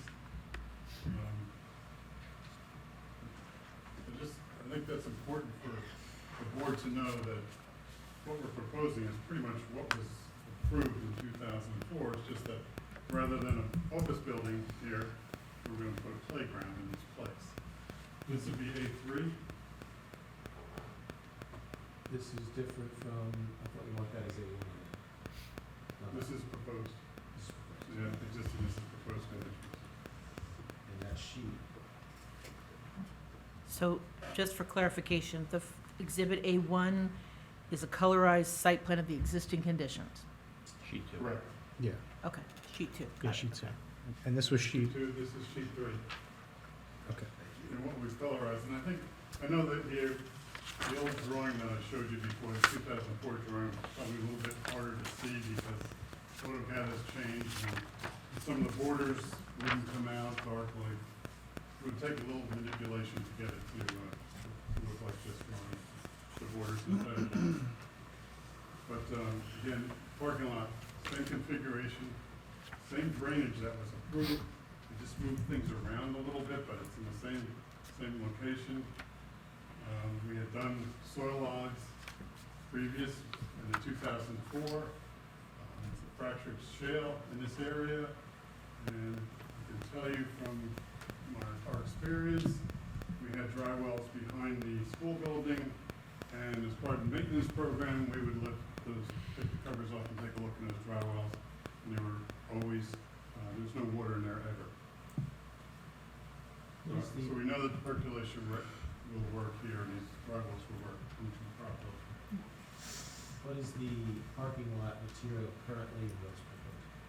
Well, this would be an asphalt paved parking lot. What's there now is remnants of a tennis court and some this and that around it. You know, there's some asphalt coming in and then tennis court. And the proposed lot would be curved? Yes, this parking lot will be curved. There will be a fence around the playground area. Do you know the height of that fence and what type of fence it's likely to be? It's a regular, probably about, what's the typical, it's like 4 feet? I think you have 4 feet there now. We have 4 feet there now. 4 feet vinyl. Yeah, 4 feet vinyl fence. Privet hedge or the hedge, it's not a privet hedge, it's 10 feet tall, this hedge. And then the trees will remain. We still have the one area, we have the concrete walkway that goes over to the center now. And then we have a walkway that comes off the parking lot, off the driveway into the playground area. And how would children be taken from the center building to the playground? So, they'll be going through the front door. So part of their learning process is not to be crossing parking lots, by the way. So they'll always be on the curbside, and they're one-on-one holding hands with the therapist. And it is actually part of their services that they're getting, is, so they won't be going across that parking lot. So they'll come out of the main building to the public sidewalk, down. Public sidewalk down and then up. Well, can you just show us that? It's the routine that happens today. Front door's in the middle of the center building. There's a walkway that comes over to the driveway. And you walk out along the edge of the driveway, and then down the sidewalk, again, up the driveway and then into the playground area with a new concrete walk. Would it be the same procedure if they get dropped off? They get dropped off, they get escorted by a therapist into the school? Yeah. Okay, We have that great roundabout that's there now. gotcha. They just drive right around and they Mhm. drop them off and the therapist grabs If them. you haven't seen the building, there's a circular driveway Oh, I see, okay. with a drop off. Right. And it's an in and an out driveway, it's not a two-way. Oh, okay. It's through the- My bad, I thought you were talking about the park. So, Mr. Carl, I ask you then, the parking lot that's at issue in this application would not be used as part of pickups and drop-offs unless perhaps the parent was staying for a training session. Yes, yeah. I see, okay. Mr. Hall, as you heard Mr. Giannakis' question about safety, whether bollards would be appropriate, can you? We have the Some, light on 6-inch that? face curb along here. I don't know, Mr. Giannakis, I don't remember seeing playgrounds with bollards, but I mean, maybe it's only for daycare centers, which is maybe different than, you know, the use of this school, but, I was just involved in a, you know, a couple of years ago transaction. They couldn't get their COs or, you know, state approval to operate until they had bollards and, they're all obviously different designs. You don't need the kind that, you know, they have at the White House. But you also don't need, you know, just a, you know, a 4-inch thing, you know. no Jersey barriers along there? How appropriate. I mean, so you're saying there is a curb Yes, there's. there, so I didn't realize that, and I don't know if that makes it okay, the cars won't hop a curb. So, and then you have a fence, which is a metal fence with, steel poles and cement, or is it just a vinyl fence? It's a vinyl fence with the wooden posts, Yeah, so they go, I don't know, like 2 feet, 3 feet in the ground now. So, I mean, if it's not something that's required, then, you know, great, but, you know, But Want us to approve on- I know it's not required, but I will take it under advisement because, Yeah. you know, if, I hate to see it, you know, something pop the curb, so. I hate to see, I don't wanna you know, commit to it 'cause I don't I know hate what to it's see, gonna cost. you know, the board vote for it, then something like that happens, and it wasn't, you know, gonna put it, but if it's not something we could put as a condition, because it's not a thing, then whatever. You can, You can. you can. Well, Well, yeah, I was gonna say, I was just about to suggest we could, Mr. Zell, you guys okay with that being a possible condition of approval? It's required by an outside agency that you have to install bollards, you would Oh, install Yeah, bollards. of course, if it's required by an outside agency, we Yeah. really don't have a choice in Right, that. right. But, I did Even want if to it- just ask Mr. Hollows for the record, if it were to be required by an outside agency or even by the construction department, is it feasible on the site? Is there any reason we couldn't install bollards? No. Okay. but sorry, my understanding is the Yeah. board may want to require it, even if it isn't a requirement from an outside agency. Is that what you were saying? if we approve it and it doesn't have it, and we didn't require it, then we're no more risk than you are running your business for, you know, someone being upset that it wasn't required or you didn't do it. So, right? I don't know. I mean, I guess it's a question for you. Well, if it's required, then they have to do it, and if it's Rather not have to do it required, it's regardless. up to I think us the to question ask. is, if it's not required, would you like to impose that as a condition anyway? I don't want it to be a burden. I mean, it sounds like you think it's a good idea too, so you're gonna look at it. Yeah, the only challenges, I will tell you already, were $30,000 over budget because of the drainage piece. So it took Oh, me 6 that- months longer to raise that. That's not existing? Those tanks aren't existing from when? We didn't build anything there. Oh, it was approved to be done that way, It was but it approved to wasn't, be done, correct. I wasn't quite sure. I was like, oh, are these existing? Was Yeah. not very conducive to building buildings at that time, especially an office building, which still isn't very conducive to that. Right. It literally took 9 months to raise the additional funding to pay for that piece. So I don't know what it's gonna cost to put, you know, Yeah. dollars in or whatever, so, you know, Rather not do it if it's not required. I think that's well, what. and I would like to consider if I do have enough Right. funding, Mhm. that I wouldn't mind making it work, but if I don't have the money, I just, Yeah. we're a nonprofit, so it's not like, it took me a lot to get this piece through. I believe I heard that the curbing around the parking lot would be 6 inches high, is that correct? Is there any benefit to go to 8 inches? Yeah, I think you have a problem with that because the cars are so low. and That gets like, people up front, yeah. Mm-hmm. I have a question too, just looking at the lot. The entrance off of Elm, you drive south into the parking lot, and then you would have to slow down to make a left turn to turn into a spot that's right up against the playground. Is that correct? Okay, so it's not like you're driving in from Elm, and at the very south end that's where people have to stop Right. and make a turn into a spot. That's very observant. Oh, yeah, okay. It's more if somebody hits the accelerator rather than. Exactly, yeah. Like That happened at my office, which actually. happens. Yeah. Someone hit Steve's car. Is there any other, more cost-effective means of preventing that from happening in Bronx? Cost effective, maybe, probably, most likely, but maybe a little bit more attractive, a timber Boulders. guardrail or something like that. Oh. You know, a rough piece of timber, Okay. rather than pipes sticking up. Yeah. Well, here's my, I guess concern, but this man needs to be addressed. If there's any addition, like bollards, for example, they would count as impervious coverage. Am I wrong? Don't worry about it. They don't count? Neither of them. Oh, okay, then never mind. I would figure if you stack, if you got 10 bollards in there, they're all a couple square feet, that would add up. But- Yeah, it's just a pipe.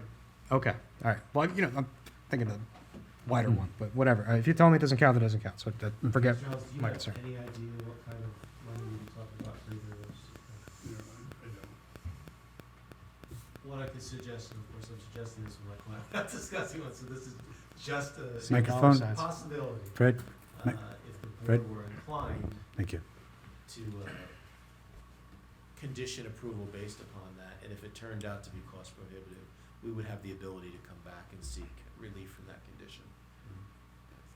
It's not set in stone. I mean, and that doesn't mean I can't, a year from now, doing additional fundraising, we can afford to do that too. So right now, I just know we're tight on this project alone. I mean, even the parking lot is probably 40 grand more than they paid to do the same size parking lot 5 years ago. Oh, because of the cost of material, yeah. I mean, it's just off the charts. If the board were inclined to impose that as a condition, understanding that you could come back if necessary, would you be comfortable with it? What, and I don't know the cost, but what about putting boulders, Older, yeah. that are not, If there's enough room there. it's just a series of boulders, and that might be less expensive, but affect the same, Potential result. protection. You got to throw it in the back of your truck and just pop it. The Fred's gotta figure it condition could be some method of preventing vehicle intrusion into the playground area, subject to the approval of Mr. Bush. Put it on me and, yeah. Put it on him. You put it on me comfortably in both the board and the township role, because I'll be on the other side of this as it goes through permitting. Mm-hmm. Right, that's fine. Let's do So I could do final acceptance Okay. of whatever means works with the budget and, appropriate mechanism to stop a car. Okay, we'd accept conditional on those lines. Okay. Okay. That's it, other than questions that somebody may I have. want to go through the two expert reports. Planning report, engineering report. Sure.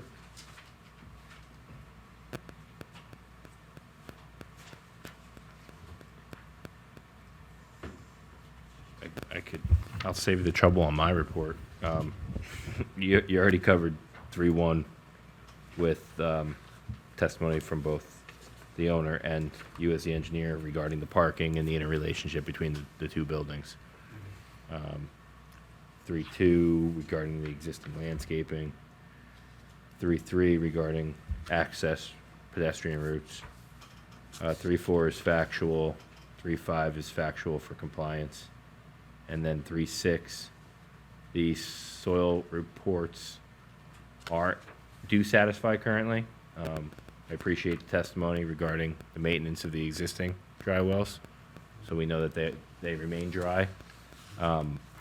During construction, just standard procedure with our permits in town, that would contact my office as a township engineer during excavation for those dry wells, and then I'll come out prior to backfill and make sure that I don't see any other evidence of water in the pit. And 4-1 is certification from Morris County Soil Conservation District, which I believe you've already submitted for, or pending submission, yeah, because it's in your plans. And we do have county approval, well, they basically, so that they have no jurisdiction from. Oh, and County planning board. county planning board exemption, correct, yes, I saw that. So you can skip over my letter. I'd read it before, so I tried to incorporate that into my comments. Done this once or twice here, huh? All right, you wanted me to just go quickly through my letter? And should I ask you some planning questions? All right, okay, well, all right, well, no, let me ask, Mr. Yeah, I know, all right, well, Mr. Hollows, with regard to the C variances, which are the impervious coverage, and also the fact that the structures are on a different lot, would you say, is this a C2 variance, that it's sort of a flexible C, that Yes, it's? if I may, let me do something. Yeah. Mr. Hollows, are you also a licensed planner in the state of New Jersey? I am. Even though you don't like to do it? Are you in good standing tonight? Yes. It'll, I'll make it easy. I will Does make the board it easy. accept Mr. Hollows as a professional planner? I do, we do. Begrudgingly. Yeah. He's all right. Okay. So Nice would try. you say that it's not so much a function of the site, practical difficulties, it's just in this instance, it would make sense, it's a flexible C, a C2, and the benefits? Benefits outweigh the detriment. Okay. In this case. Just so you know, when we got the approval for the office building and the parking lot, we had a lot coverage approval for 53.3%, and right now this project is at 50.5.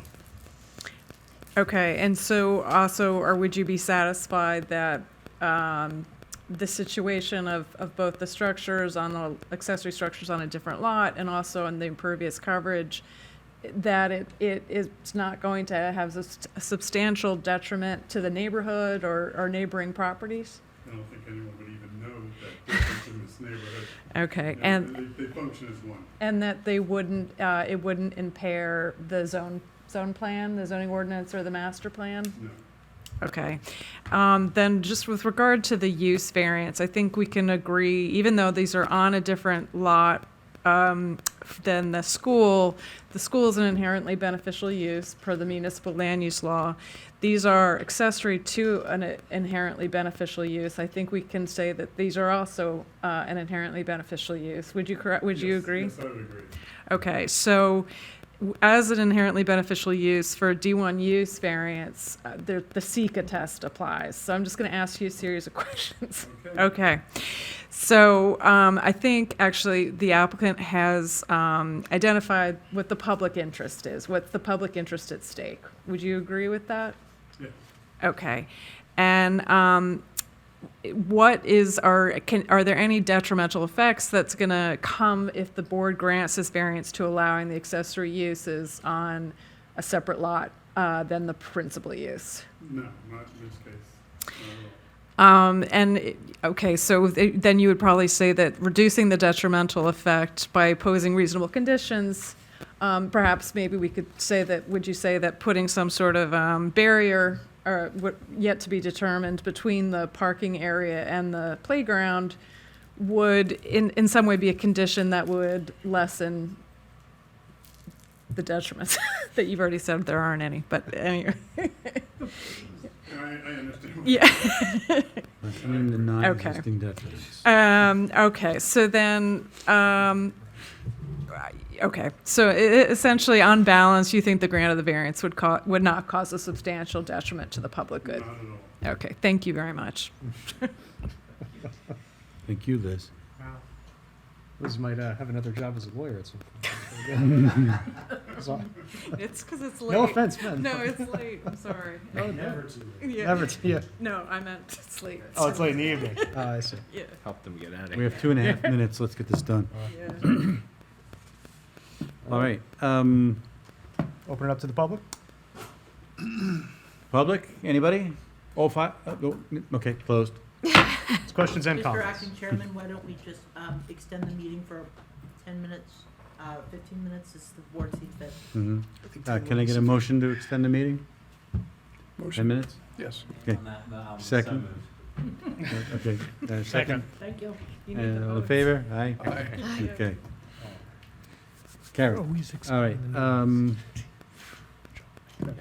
Anything further, Mr. Zelli? Literally everything in my summation was just covered by the dialogue between Liz and Mr. Hollis. Thank you very much. So we thank you for staying with us this evening. I think the benefits of this application are obvious to the community, and we would appreciate a positive vote. Okay. okay. And I will summarize, Mr. Please. Chairman, just give me 1 second. Okay. This is an application seeking, I'm sorry, would you guys, was site plan approval a part of this? Yes. Okay. Oh, yeah. Major or minor? Minor, yeah. Okay. Minor site plan approval. Write this down so I don't forget it. Okay, so first item they're seeking is minor site plan approval. The second is a D1 use variance to permit the principal uses, that's the playground areas and the parking area on lot 14.01, where such uses are not permitted in the O zone. 2 bulk variances. The first for accessory structures located on a different lot than the principal building that they are accessory to. They're required to be on the same lot as the principal use. And here the applicant is proposing an expanded parking area and playgrounds on lot 14.01 that would be accessory to the principal building / use on lot 14, right, with the school. Okay, and then the last one is just for lot coverage. 40% is the permitted maximum here, and the applicant is proposing 50.5%.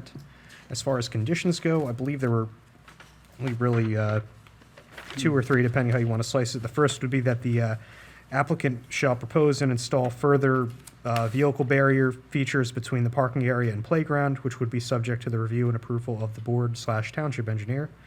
And also, the applicant would comply with items 3.6 and 4.1 in our board engineer's memo, and I believe those were, hold on, let me go back to it.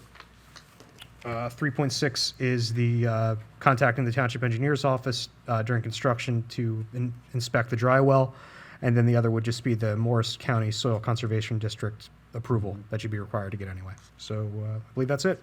If I'm leaving anything out, please let me know. Okay, that's it. And as this is a use variance, we need 5 out of 6 to vote to approve in order for this to be approved. All right. On that note, just an abundance of caution, could we do a quick straw vote? Deliberation. We'll deliberate. Gary, would you like to start deliberation? Sure. I think that you guys have been a great addition to the community, and glad to see that you're kind of officially making this use that has kind of been happening verified with even safer materials and possibly safer barriers as you work that out. And I appreciate you kind of being open to that suggestion. You seem to kind of like, oh, yeah, it makes sense. But And who knows if the state requires it or not. I guess that's gonna be found out too. And hopefully that still meets the budget. So mostly I'm in favor of this application. Randy, you want to go next? I don't really have much to add beyond that. I'm glad we have a formal way of saying that this is a very worthwhile project, and I appreciate going through the process. And I would give it you sounds like the project's great. Thank you. Okay, Mr. Flatley. Clearly an inherently beneficial use, and I hope in the future you grow even further. Thank you. Meredith? I again, echo the sentiments of my fellow board members. I think it's nice that you're building something that further promotes safety and also, is the backbone to the project that you're setting forth, which is to promote participation and socialization. I think it looks great, and I wish you the best of luck. And I would vote yes on this. Getting into the positives and the negatives, do we have to? I'll do some. The impervious coverage is being satisfied by the wells. The adjacent properties not being linked together is a variance that we're here to accept. The benefit is the access to additional safe services, services you've been providing, but now you can provide to the next level up. As for the lot coverage at 50.5%, where it's previously been approved at 53%, who are we to say the planning board was wrong? I am very much in favor of this, and I wish you all the best of good luck. I think you got your straw vote. Thank you very much. Want to submit it to okay. Now let's have a motion and a second. Can I get a motion? So moved. Motion to approve with all the stipulated two conditions just mentioned. What he said. Yes. That's what I meant.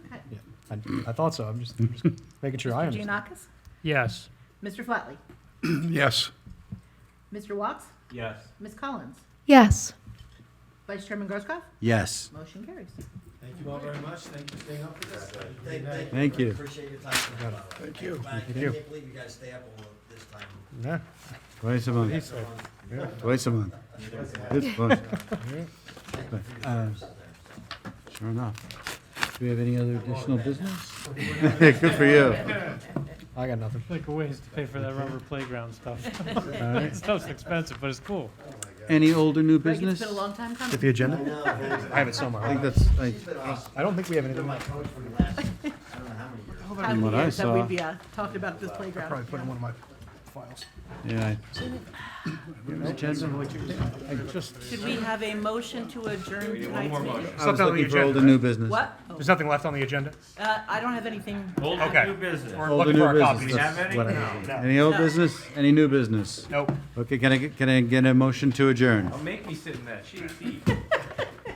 I already said the old one. Can I get a motion to adjourn? Motion to adjourn. Second? All in favor? Okay, all in favor? Aye. Opposed? We're- Yeah.